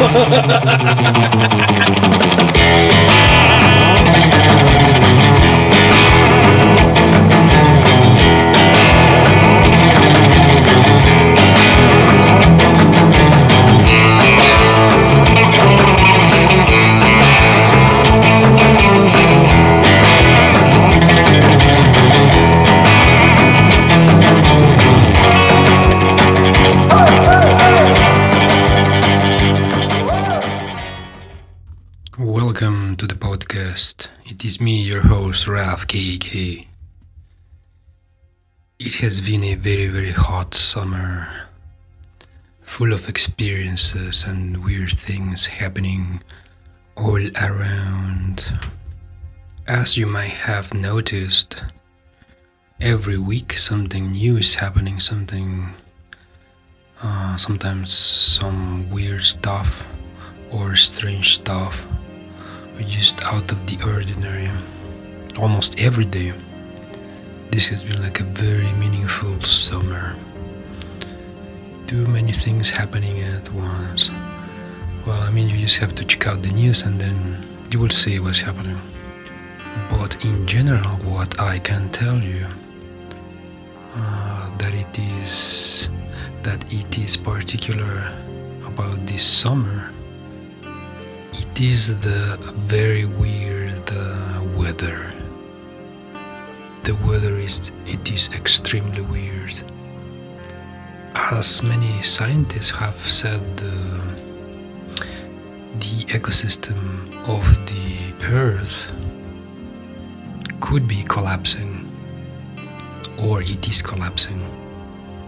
Like, we don't really know, or we won't really know until we cross like a certain line,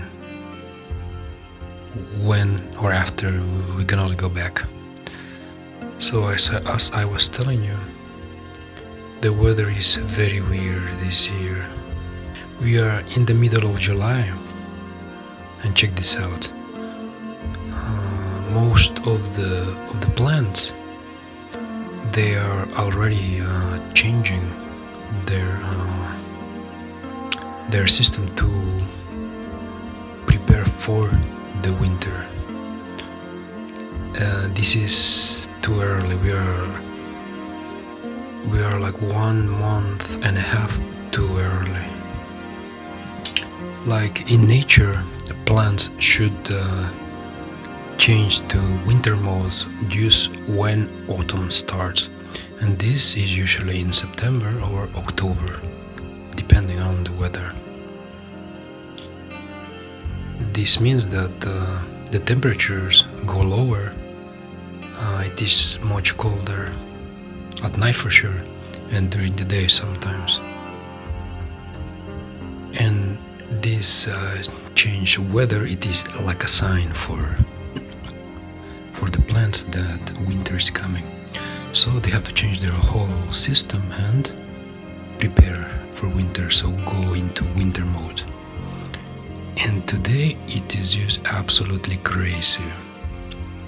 The plants right now, they're already changing into winter mode, as if we are already in autumn, but we are not in autumn. We are in the middle of July, and this is absolutely so strange. What I have noticed is the temperatures are getting more extreme. Like, during the day it is too hot, and at night it is too cold. So during the day we have usually 30 plus Celsius, let's say between 27 plus and 33 plus Celsius, which in somewhere which is in Northern Europe, close to the North Pole, this is absolutely crazy. Okay, so check this out. We are in the middle of July, and at night the temperature can go as low as 5 Celsius. It will not touch 0, but it will go to 10 Celsius, 5 Celsius. And this is really bad. For people that don't grow food, or that they are not farmers, or they don't understand the cycles, usually to grow crops or to grow food, you need a stable weather, because plants, they all grow in different seasons, and they need a specific kind of weather which they are specifically made for. if the weather it is either too hot or too cold when it is not supposed to be like this, then you start seeing in nature something like a short circuit. Like plants, they don't understand which season it is, and some plants will not grow if it is too cold or too cold. And some plants will not grow if it is too hot or too cold. For example, corn. You need 4 months of stable warm weather. Something around minimum 15 Celsius up to 25 Celsius. The weather needs to be stable because corn usually produces the fruit in later stages, like depending where you are. So it usually produces the fruit just before autumn, like 1 month before. So if you are in the middle of May and the temperature suddenly drops to 10 Celsius or 5 Celsius at night, this will cause corn to think that autumn is coming and they need to change their cycle. So either they try to produce fruit or they just start to die because the winter is coming. Also, corn will not tolerate cold weather. If at night the temperature suddenly drops to 5 Celsius, this will cause damage to your corn crop. So the temperature should always be not below 15 Celsius, or else the corn can get damaged or start to think that winter is coming. This is just one example, but in general, to grow food you need stable temperatures, like 3 months of this, 3 months of that, 3 months of something else, but stable temperatures of usually 3 months, 4 months, and then this is how the seasons work, this is how you grow food. But this year, the temperatures, they're just erratic, too hot, too cold, or strange things happening, like one day you get rain, then the next day it's just hot and dry, or I don't know, somewhere you start snowing. I don't know. It is just too crazy. Is the environment collapsing? This is what a lot of people say, and we will not really know until we have crossed a line from which we cannot go back. Besides all the crazy things with the weather, how do you like your summer riots, people? Last week, I think, the Sri Lankan government completely collapsed, so there is no more Sri Lankan government. Then these political collapses, they are starting to spread to other countries, followed by social unrest. All of this caused by either inflation or a bad economy or lack of food, or the food prices being too high and people they cannot afford, and then you see riots everywhere. I mean, you look left, you look right, there is just the bad things happening. What I would suggest to you is to get your potatoes, start growing your potatoes, and get a homestead somewhere in the forest and grow potatoes all around the homestead. I believe this will save you during the zombie apocalypse which might be coming. Potatoes, they are our savior, our only savior. So yeah, this year has been absolutely crazy. And just wait, the year is not finished at all.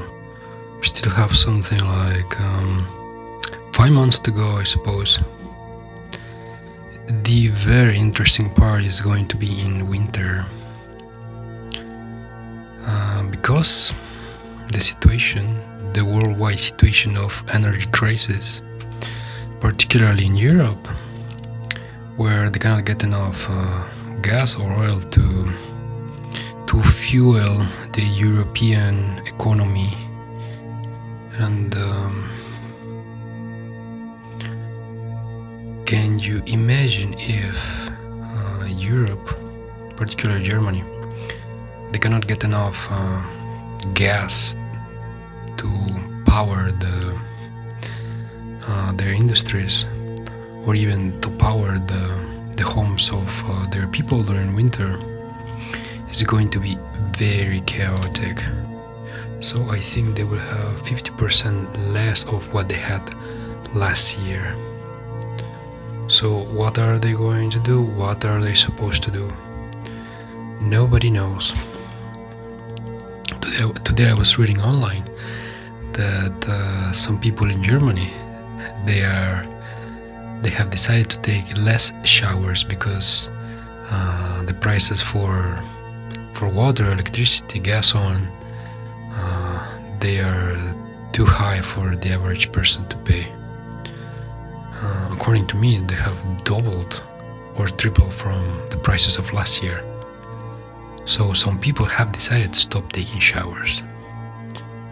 I guess we're just going back to the Middle Ages, yeah, where people used to shower once a month or once every 6 months, and that was considered the pinnacle of a healthy living, the pinnacle of personal hygiene.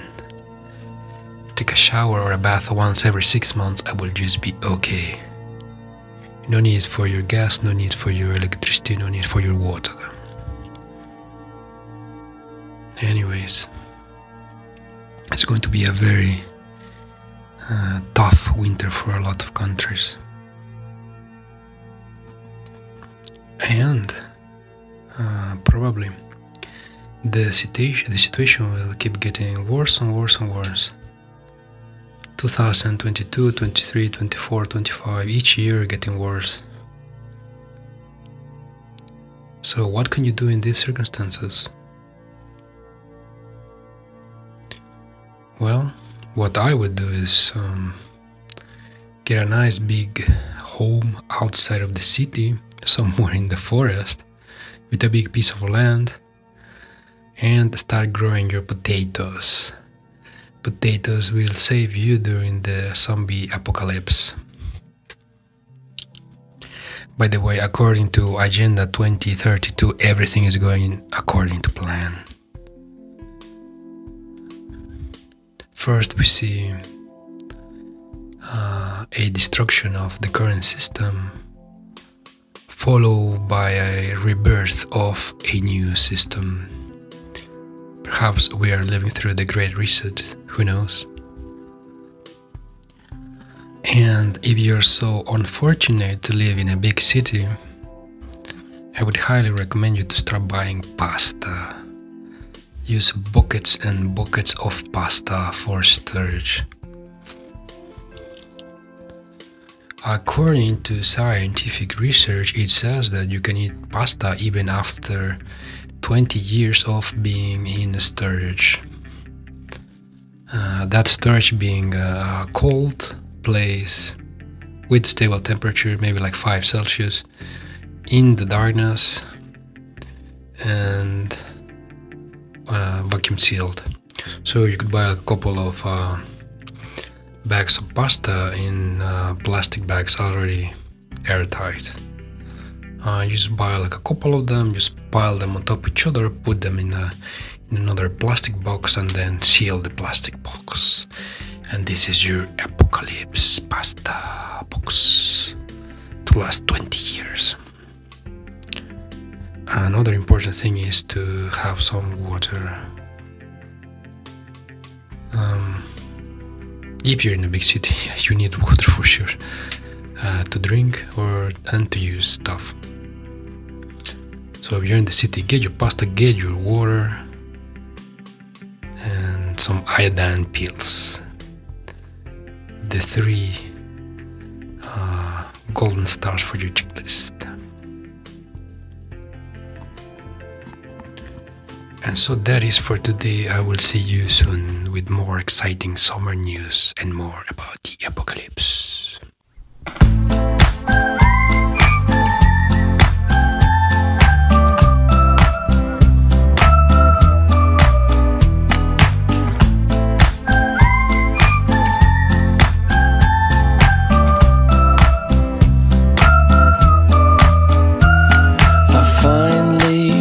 some eyes that see me from the inside.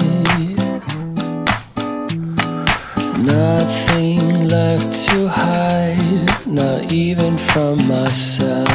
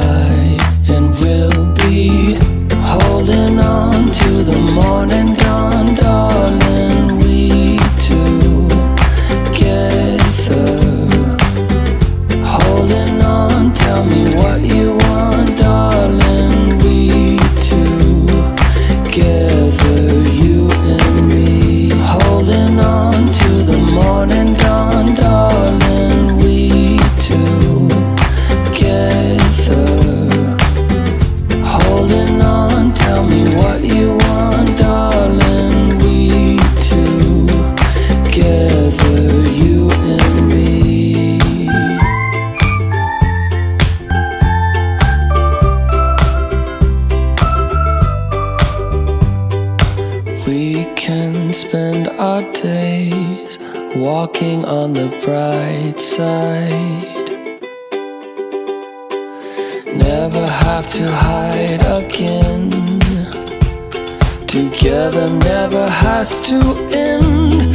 And we'll be holding on to the morning dawn, darling. We two together. Holding on, tell me what you want, darling. Together, you and me, holding on to the morning dawn, darling. We two together, holding on. Tell me what you want, darling. We two together, you and me.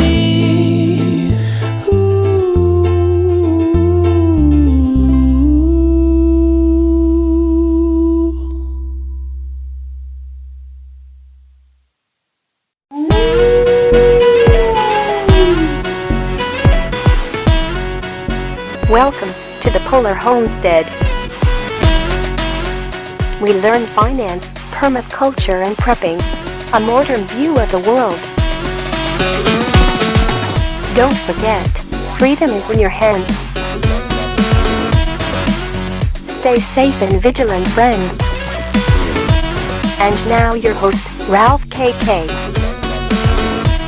Launch in 3, 2, 1. Let's go.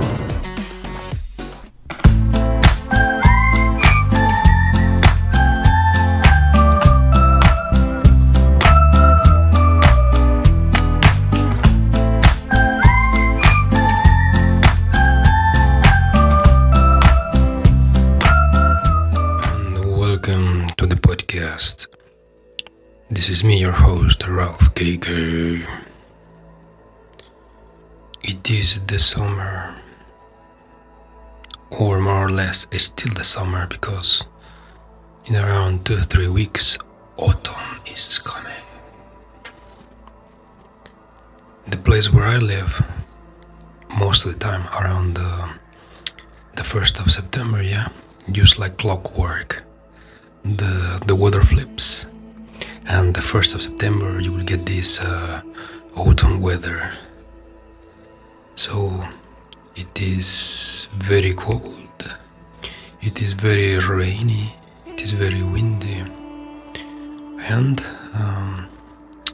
the trees, nature, it starts turning red, depending how fast this process goes or already started. So you might see the 1st of September like everything red, leaves falling and these autumn vibes.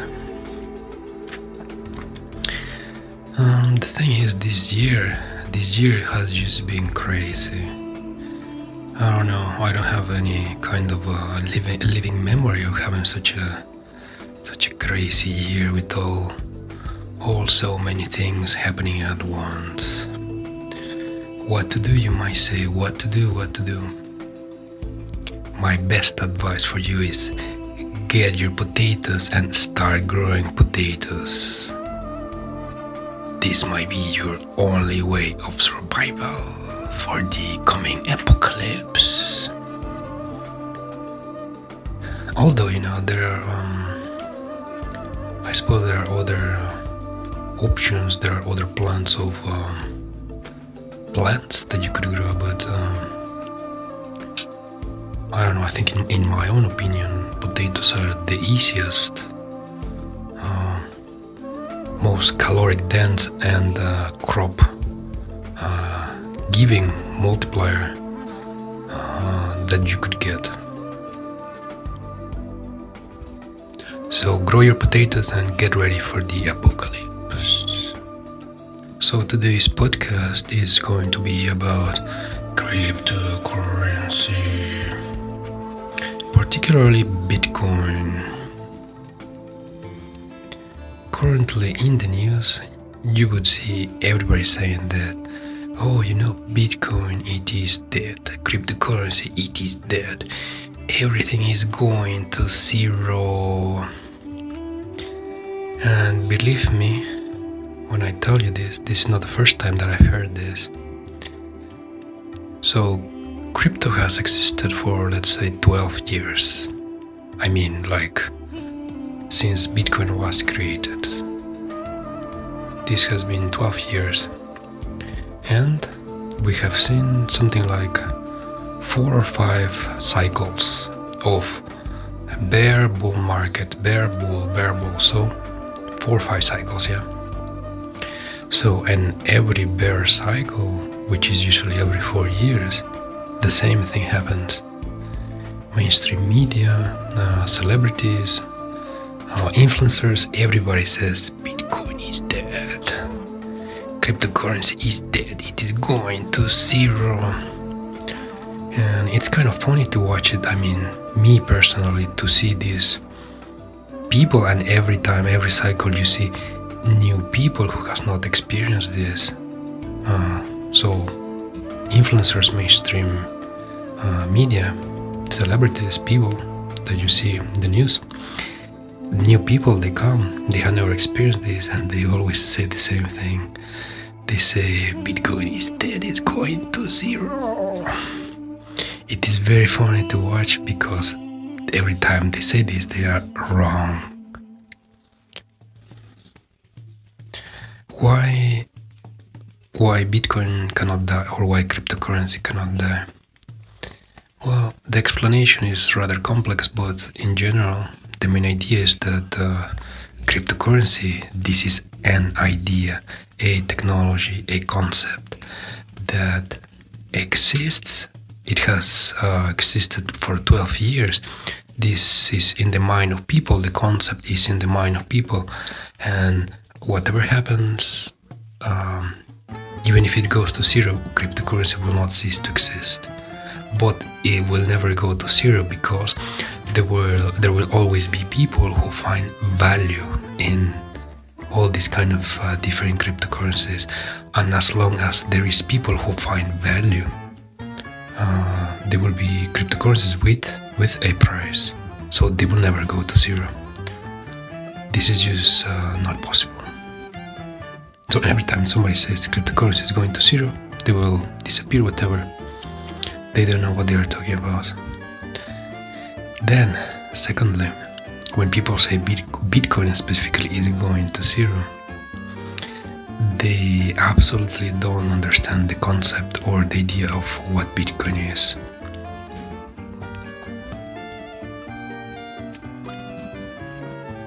So to make it short, Bitcoin is a deflationary currency. Every 4 years, the daily mining rewards, they are cut in half. So the production of Bitcoin every 4 years, it is reduced, and it's going to be reduced for the next 100 years until it reaches the maximum cap, which is 21 million coins of Bitcoin. Of these 21 million coins, already probably 5 million have been lost, so probably the total supply is going to be like 16 million. And I think within the next 100 years there is only left like 2 million Bitcoin to be mined. So the supply, it is extremely scarce. So as every 4 years the production gets cut in half, it becomes more and more scarce, and this will keep going for 100 years. So when people say that Bitcoin is going to zero, this just sounds like stupidity. Or the people who say this, they just sound very dumb when you really understand what Bitcoin is. Then, second point of Bitcoin, it is that it is decentralized. You have nodes, let's say computers, all around the world connected to the internet, and each computer, each node, it hosts all the transactions of the Bitcoin network from 12 years ago until now. So each node in each different country, in different places all around the world, it is hosted by people, by organizations, by companies, all kinds of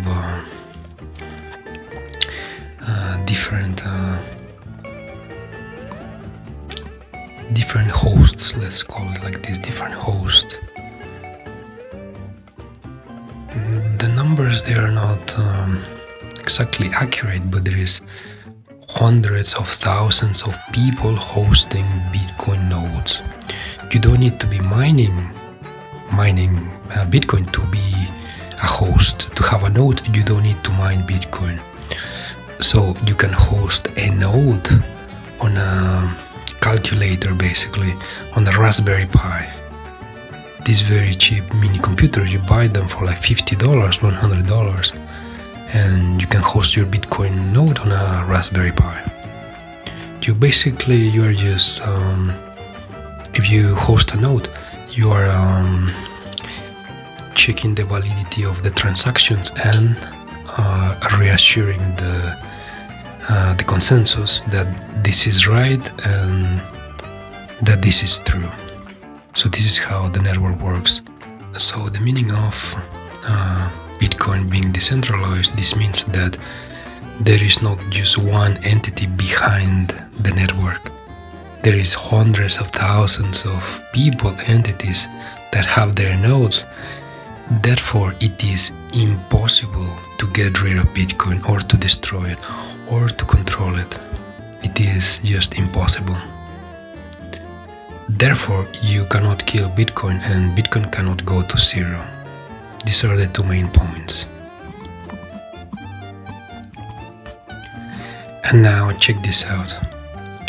We are at a critical point of the bear market. A lot of people think that the price will keep going down to $15,000, $10,000, $5,000 per coin. This is highly unlikely. And today I'm gonna tell you a little secret. There is a chart called the rainbow chart.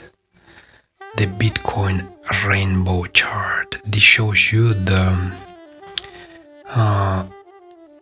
the lowest point in time and price, and also highest point in time and price that Bitcoin is at during a specific time. So when in the rainbow chart, the price of Bitcoin, it is like it is called the rainbow chart because there is like different colors. Right now it is in the blue zone, and this is the lowest possible zone where it could be. This is all based obviously in mathematical calculations, AI and so on, yeah. So today we're at the lowest point in the blue zone that where it could get. So in theory, we could be, or we are at the bottom of the bear market. And so far, for approximately 10 years, maybe 10, maybe 8, when this chart was created, for this time it has always proven to be right. In the rainbow chart, when Bitcoin reaches the blue zone, this usually marks the bottom of a market. Also, during bull markets, when it goes high and it reaches almost the red zone, this like red purple, this also usually shows you the top of the Bitcoin market where it currently is at. So what does this mean? This could mean that if you buy Bitcoin today at the price that is at in the blue zone, which today it is like $22,000, this could mean that you're buying at the real price or a undervalued price.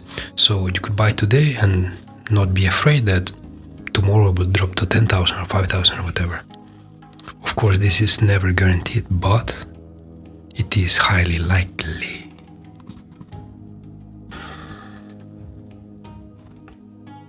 In my own personal experience for the past 10 years in the cryptocurrency market, I have usually bought cryptocurrency when Bitcoin is at or in this blue zone at the bottom. It's almost like clockwork. Of course, it might always go lower, it might go down, but this point, it is always the bottom, regardless if it stays there 6 months, 1 year, whatever. It could even stay there 1 year, 2 years, but this is the bottom. So also you should consider when you're making like investments, you don't buy something today to sell it in 1 month or 2 weeks or whatever. When you make investments, you're usually going to sit on it for years. Like you buy a house today, you have to sit on it for, I don't know, 3-5 years, 10 years to make a profit.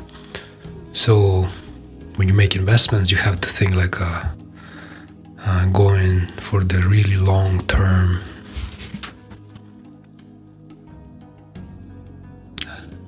Today might just be the day where Bitcoin has bottom. Also in the cryptocurrency market, a very big important event is going to happen with Ethereum. It is called the merge, when Ethereum is moving from proof of work to proof of stake.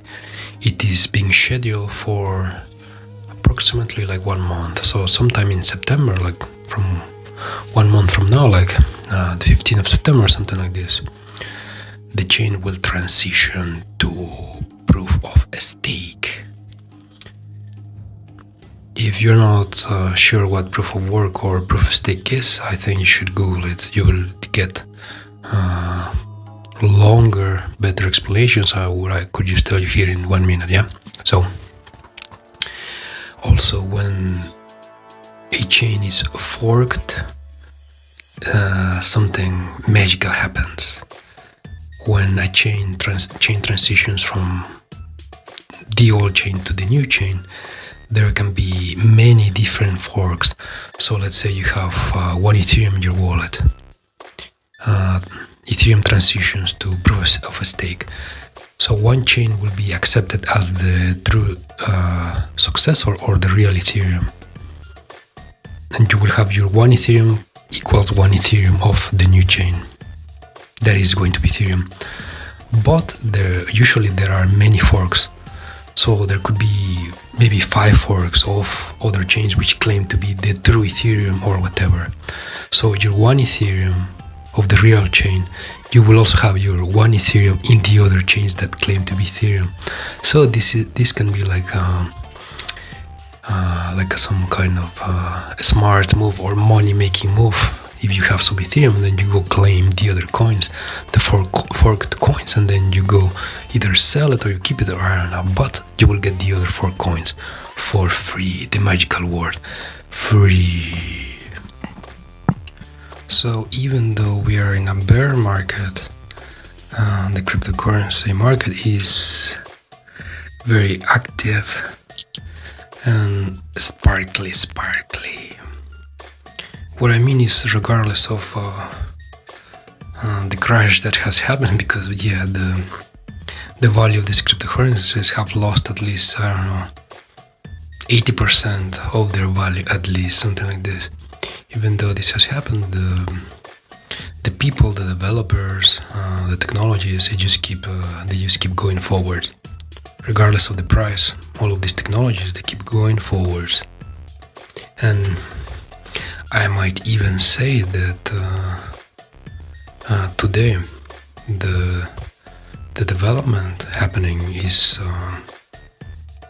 maybe 100 times higher or better than what it was the last cycle in 2017. There are so many applications, products, dApps, all of these things being developed, and there is a huge amount of people involved and working in this, which makes me think that maybe the next cycle in 2024 or 2028, then maybe all of these technologies will finally be implemented all around us, as the so-called utopia of the cryptocurrency people say. And also, in another news, guess what? NFTs, they have not died, and NFTs, they are not going away, regardless of what people say or what people think, because there is so many people that hate on NFTs. It's just a ridiculous amount of people who hate NFTs, and it's just funny to watch or see like these people completely dedicate their whole time, their whole existence to bash or to talk bad about NFTs. It's just amazing. There is a lot of YouTubers which dedicate their whole channel to talk about how bad NFTs are. And before, let's say 1 year ago, 2 years ago, they were just doing their usual thing, be either journalism or video games or whatever. And now today they dedicate their whole life to talk bad about NFTs. Why? I don't know, I just don't understand this kind of people. Maybe they get more a bigger audience when you hate on something than when you are like positive about something. I don't know. Well, yes, there is a lot of you could say thievery and illegal things happening with NFTs, but as any new technology, as any new product, there will be a lot of experimentation, a lot of things where there is no definition in the law of what you should do or you should not do. Therefore, a lot of you could say illegal things happen, but sometimes not intentional. Sometimes just because there are no rules or restrictions or laws that specifically dictate that you can or you cannot do this. And sometimes this kind of illegal activities with new technologies, sometimes this kind of behavior is needed to push the establishment towards a more friendly or freer nature of copyright or use cases for content. Like last week, for example, there was like a huge scandal with the GameSpot marketplace for NFTs, where some guy, he was posting games made into NFTs, and the games that he was posting, they were not his own games. They were like open source, and he was just taking the code. He implemented them as games and he made them NFTs, and he was selling the NFTs. And then he said, oh no, this is open source, this has no copyright, I can do with this whatever I want. So he was making money from this. He made like $50,000, which is not a lot of money. It is not a lot of money in the NFT space, as when you sell something, this is like peanuts. But people, they made such a huge scandal that why are you taking these games and putting them into NFTs if they don't belong to you, so on and so forth. So the thing is, this is a new technology. There are no rules or specific rules for what you can and you cannot do with NFTs. And sometimes the establishment needs a little push towards a specific direction, so that they are forced to do something which is or can be beneficial for the consumer or for people in general. I could give you an example from the past. Not so long ago, the music industry and the music companies, they had an absolute monopoly on everything, on how music was created, how music was distributed, who would be famous, who would not be famous. Basically, record companies, they made or killed the career of artists. And also all the money in the past, let's say in the 80s up to the 90s, let's say 95, let's say up to 95, all the money went to the record companies, and even today it still goes, but before it was a ridiculous amount of money, like 70%, and 70% to the record company and 30% to the artist. And what happened, you could say, or you could ask, what happened that made the market change? So before there was no internet. Before you had to go to the record shop and you had to buy a cassette, a CD, or some kind of media, and then you would be able to listen to your music, or films, or a specific content, specific media. You had to buy it, and this was only for your personal use. You could only listen to this, but you couldn't do anything else with this. Just listen to this, but don't do anything else with this. And the music industry, they have such a iron grip on the whole market. They wouldn't let anybody do anything without their permission. And then what happened? Some smart guy in the USA created this application called Napster. It was a revolution. You could copy your tracks from your CD, turn them into MP3s, and then distribute these MP3s for free across the internet through torrent, basically something similar to torrent technology. So you would open the application, you would select the track that you want to share, and this would be put into the internet, into the library of Napster of what was being shared, and then so you could search and download specific songs. This was revolutionary. This had never happened before, and so people, they were distributing all these songs for free, peer to peer.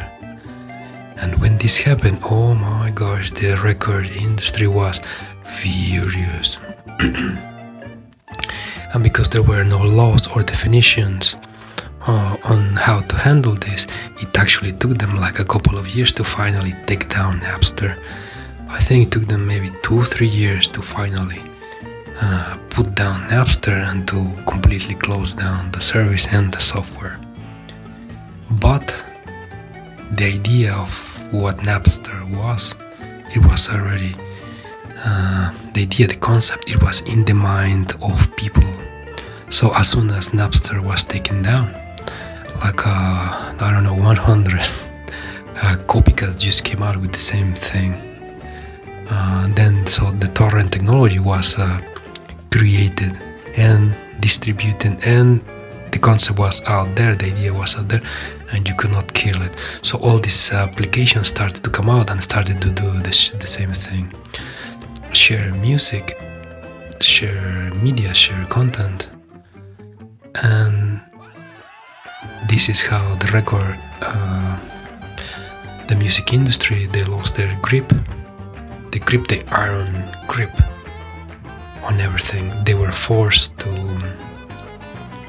come to terms with people to be less strict, and somehow they had to evolve.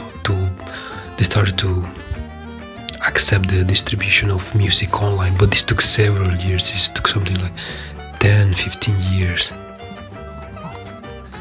And it was, at the time, it was kind of funny because there were some artists which were very vocal about this, that they were against the distribution of their content because it belonged to them. And if you were downloading a song from Metallica, for example, you were contributing to the bankruptcy of Metallica and their record company.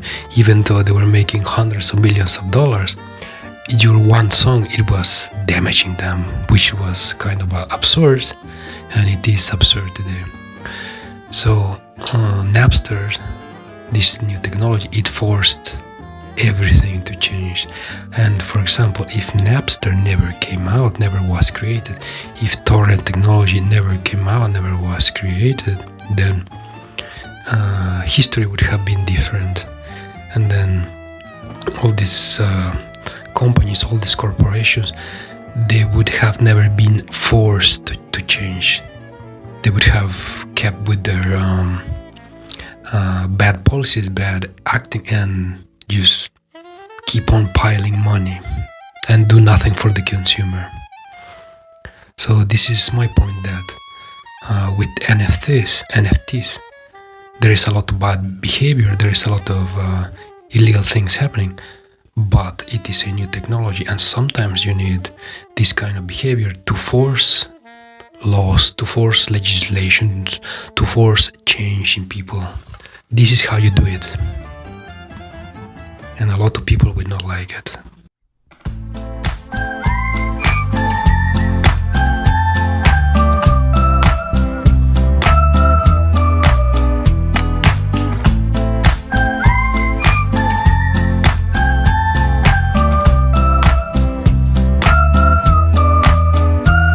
I finally found some eyes that see me from the inside.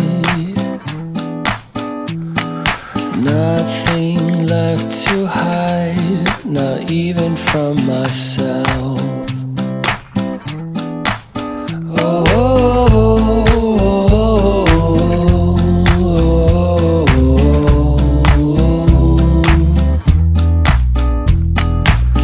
I wanna call you mine and feel our worlds collide, and we'll be holding on to the morning dawn, darling, we together. Holding on, tell me what you want, darling, we together, you and me.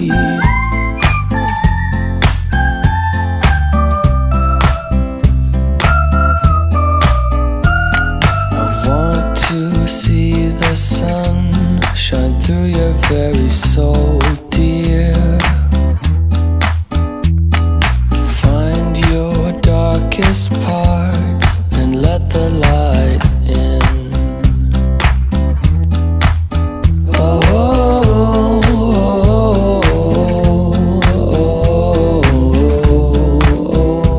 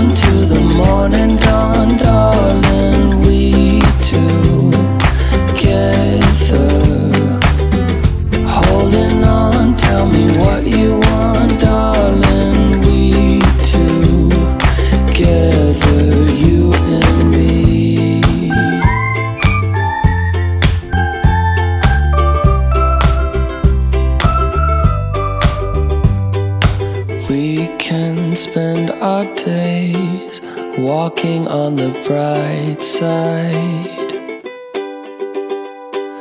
Never have to hide again. Together never has to end. And we'll be holding on to the morning dawn, darling. We two together. Holding on, tell me what you want, darling. We will be together, you and me. Holding on to the morning dawn, darling. We two together. Holding on, tell me what you want, darling.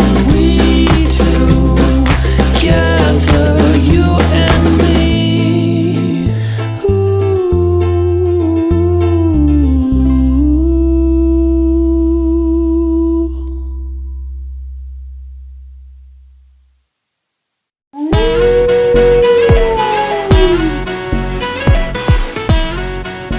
Welcome to the Polar Homestead.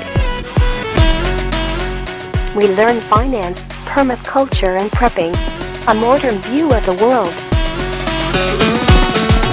Don't forget, freedom is in your hands.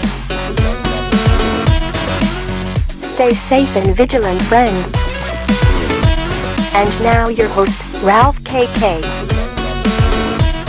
Launch in 3, 2, 1. Let's go.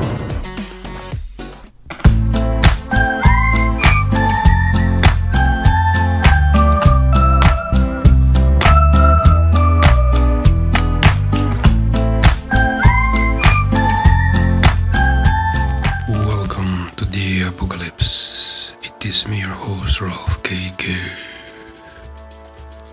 And today I want to tell you that winter is coming.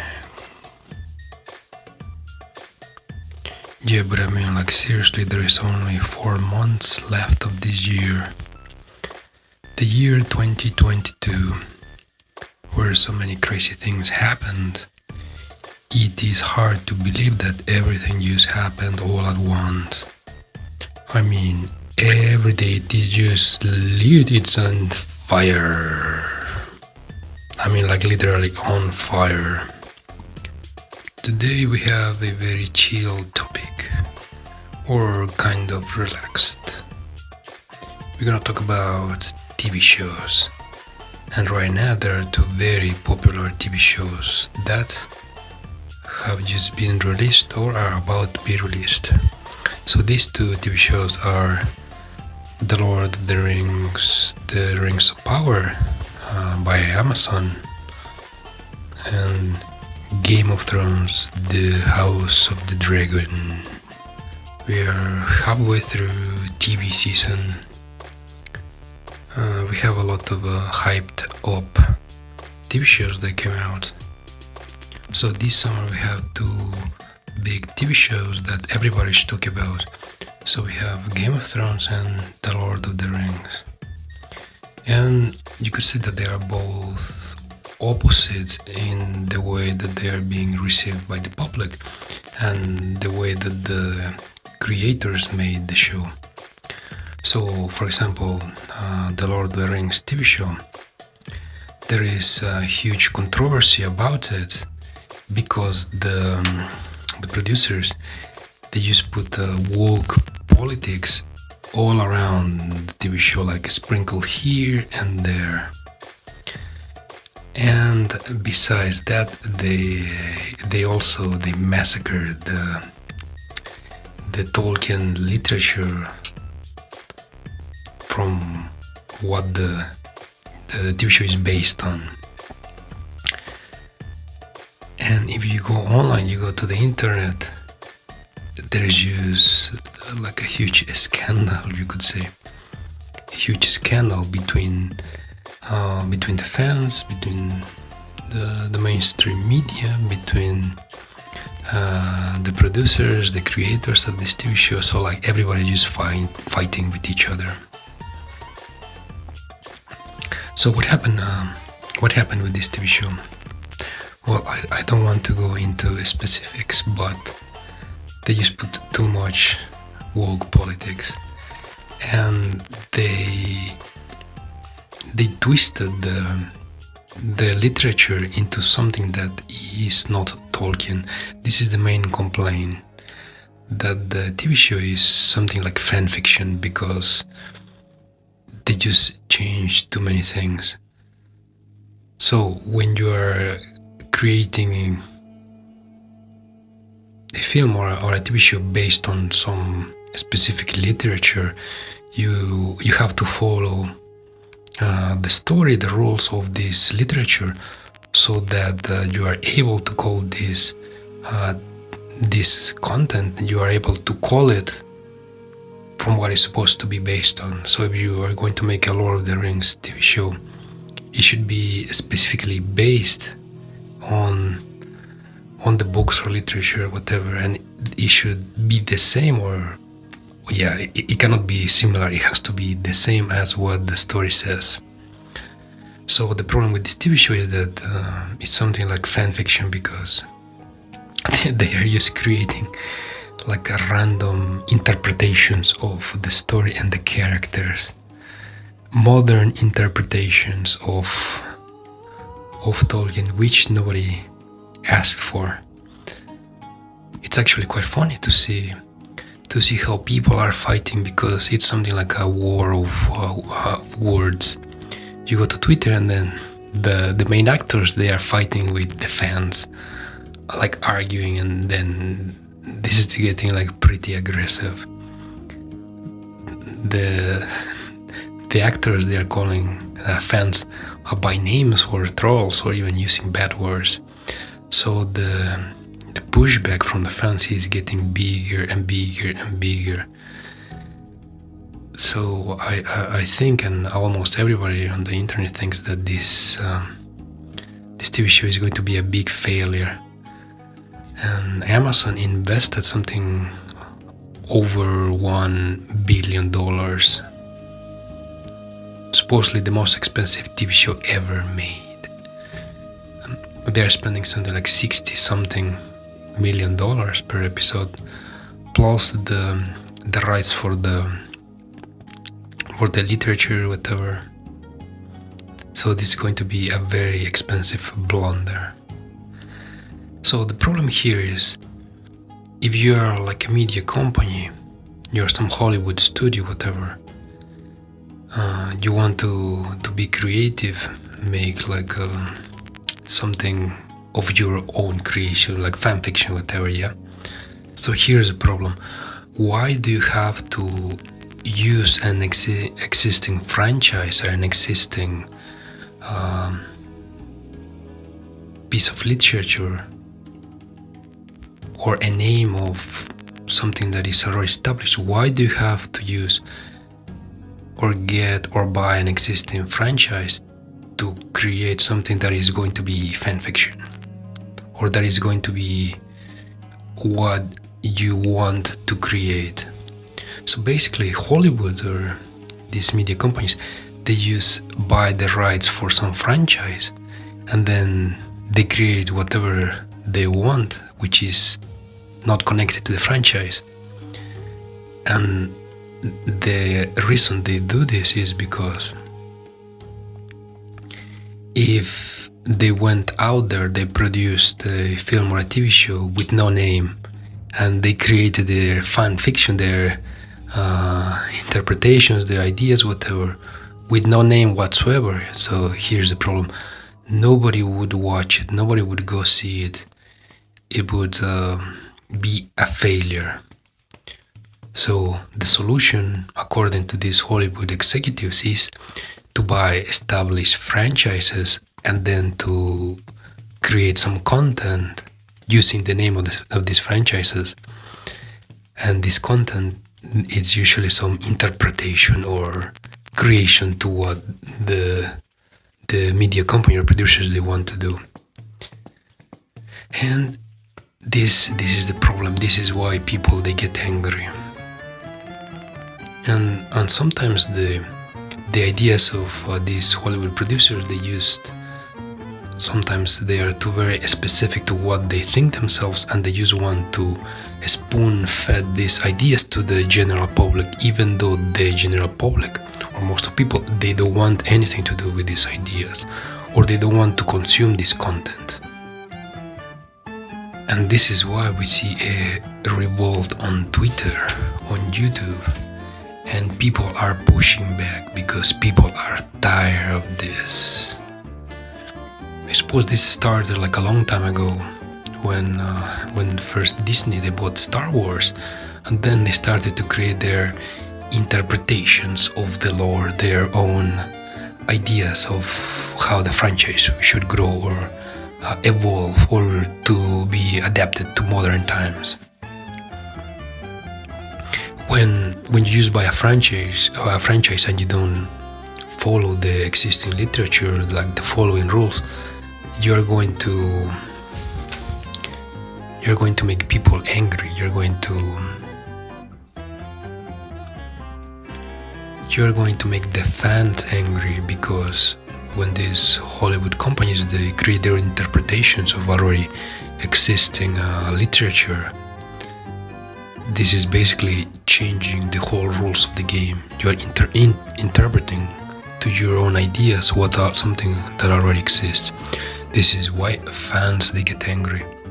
It is not about the content or who is playing what or what it takes place in these new films. The problem is that you buy the franchise and then you change it to something else that it is not what the fans like, what the people are used to. So like I said before, you want to create your own elf fantasy, modernize, pseudo, neo, modernism, whatever you want to call it. Okay, you can go and create whatever you want. Nobody's stopping you from doing this. But why do you have to go and buy existing franchises and then stamping it with something else that is not? So almost everybody, besides the blue check marks, almost everybody expects the new Lord of the Rings TV show to fail, to be a big failure, to be a big $1 billion blunder. On the other side of this, we have the new TV show of Game of Thrones, yeah?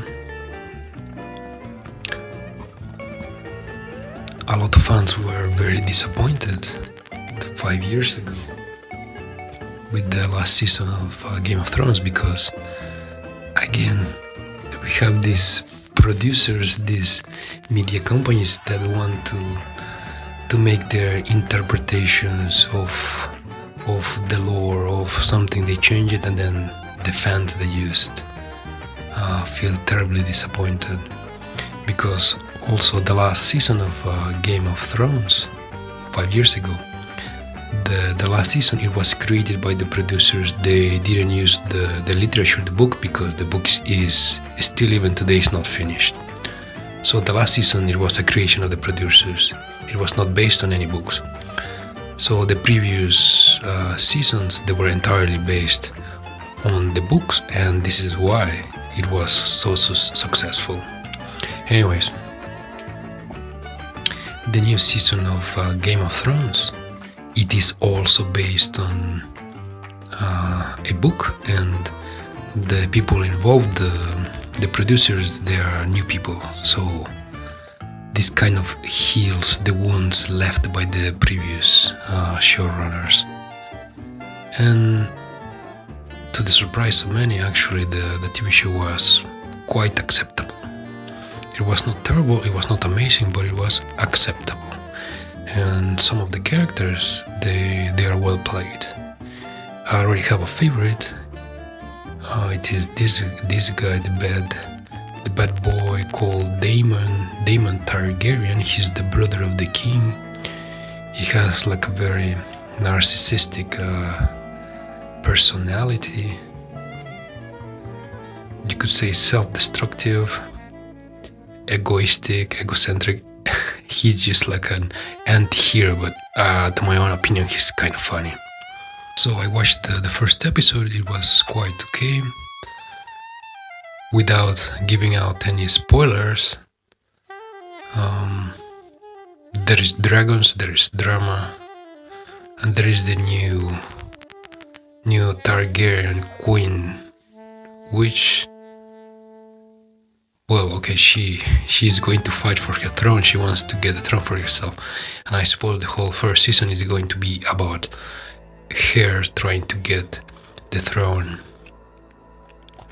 I also saw the trailer for the second episode, and we're gonna have already like a big battle of the Targaryen army fighting against invaders, like near the beach. There is dragons, there is fire, there's lots of action. And also, not surprisingly, the fans of Game of Thrones, they are kind of accepting the new TV show because they didn't change the lore. I mean, there is a little bit of, or a few sprinkles of woke politics here and there, but they don't go over the limit. They don't make such dramatic changes that people would say, oh no, this is not Game of Thrones. No. So because of this, because this new TV show of Game of Thrones, it follows the books how it should be. Maybe they changed maybe less than 5% of reality of what's in the books. And so the changes, they are not so dramatic, so people accept it and people are not revolting. If you also want to see some more drama on the internet, on Twitter and YouTube, you can go check out the fight between Hollywood actors, Hollywood producers, and fans of the Marvel universe, and blue check marks and everything. So they are fighting about She-Hulk, new TV series on Disney Plus, and the whole TV show is like woke politics 90%, and it seems that it's going to be a big failure. I mean, nobody's watching it, the ratings are tanking, there is people fighting on the internet over it, and the fans, they will just not take this anymore. Perhaps this is what's happening, yeah, I mean, on the internet, that so many people are fighting against each other over simple things like TV shows. Maybe this a mirror, a reflection of our society, of how the society is crumbling. By the way, did you guys hear there is a shortage of potatoes? Do you hear this? There is no potatoes. You see, I told you guys to get your potatoes, to start growing your potatoes, because potatoes will save you during the apocalypse. Another big TV show that is currently playing is Westworld, the new season. I think is the 4th season, and I watched the first few episodes, and actually, you won't believe me this, but this season is much better than the previous 2 seasons. Still, I think the first season was the best one. The second one, the third one, they were like meh, so. But the new season is somewhat interesting. So according to what I watched, the robots, they are taking over. They are taking over human hosts. They get rid of them, and then they replace the human host with an android. And what is not clear still is if what happens to the human host. Some of them, they're just killed. Some of them, they're just in some episode they show that like a human is frozen, cryogenically frozen, something like this, and they make a copy of the brain into the android or something like this, something very complicated. Anyways, it's very interesting. I've watched maybe 2-3 episodes and they are just fine. Very much popcorn entertainment. So we still have 2 weeks of summer. You can watch some TV shows and enjoy what's left of the summer, because winter is coming. There's is only 4 months left till winter comes, and it looks like it's going to be like a very tough winter. Today I was reading the news, and believe me or not, in Germany they are running out of toilet paper, and according to them, they don't have energy, so electricity to manufacture the toilet paper. So electricity and some materials for the toilet paper. So this winter, people in Germany, they will be cold, hungry, dirty, and with no toilet paper on top of everything. I mean, it's kind of ridiculous that the government is pushing for this kind of way arounds to survive this economic crisis. There is no water, no electricity, no food, so they give you some advice of what to do. So if you are hungry, you should restrain yourself, because not eating in the morning, this is very healthy for you. So you should try eating once per day. Also, in case you have some food and maybe it has become spoiled, according to what they say in the mainstream media, even if it has a little bit of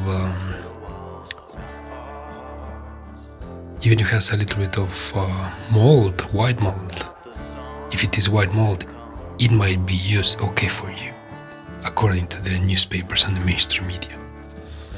Also, it might be very healthy if you don't take a shower, because you don't take a shower, you can economize a lot of water and electricity. So instead of a shower, try to grab like a wet cloth and just clean yourself. Like if we are in the Wild West or in the Middle Ages again. The year 2022, but we are regressing to the Middle Ages or something. So according to them, to the government, it will be very healthy for you to take a shower once a month, if you can afford it. If not, you will just do it every 6 months, like if you were a pirate in the Caribbean 500 years ago or something. Also, I have not read the guidelines of what to do if you don't have a toilet paper. I really want to see what they're gonna tell the public what to do in case they don't have toilet paper because they cannot find it in the shop. I think this is gonna be a very catastrophic and funny winter, kind of like a satire, like a cheap black satire from a cheap author in a cheap novel somewhere. Sometimes reality is funnier than fiction.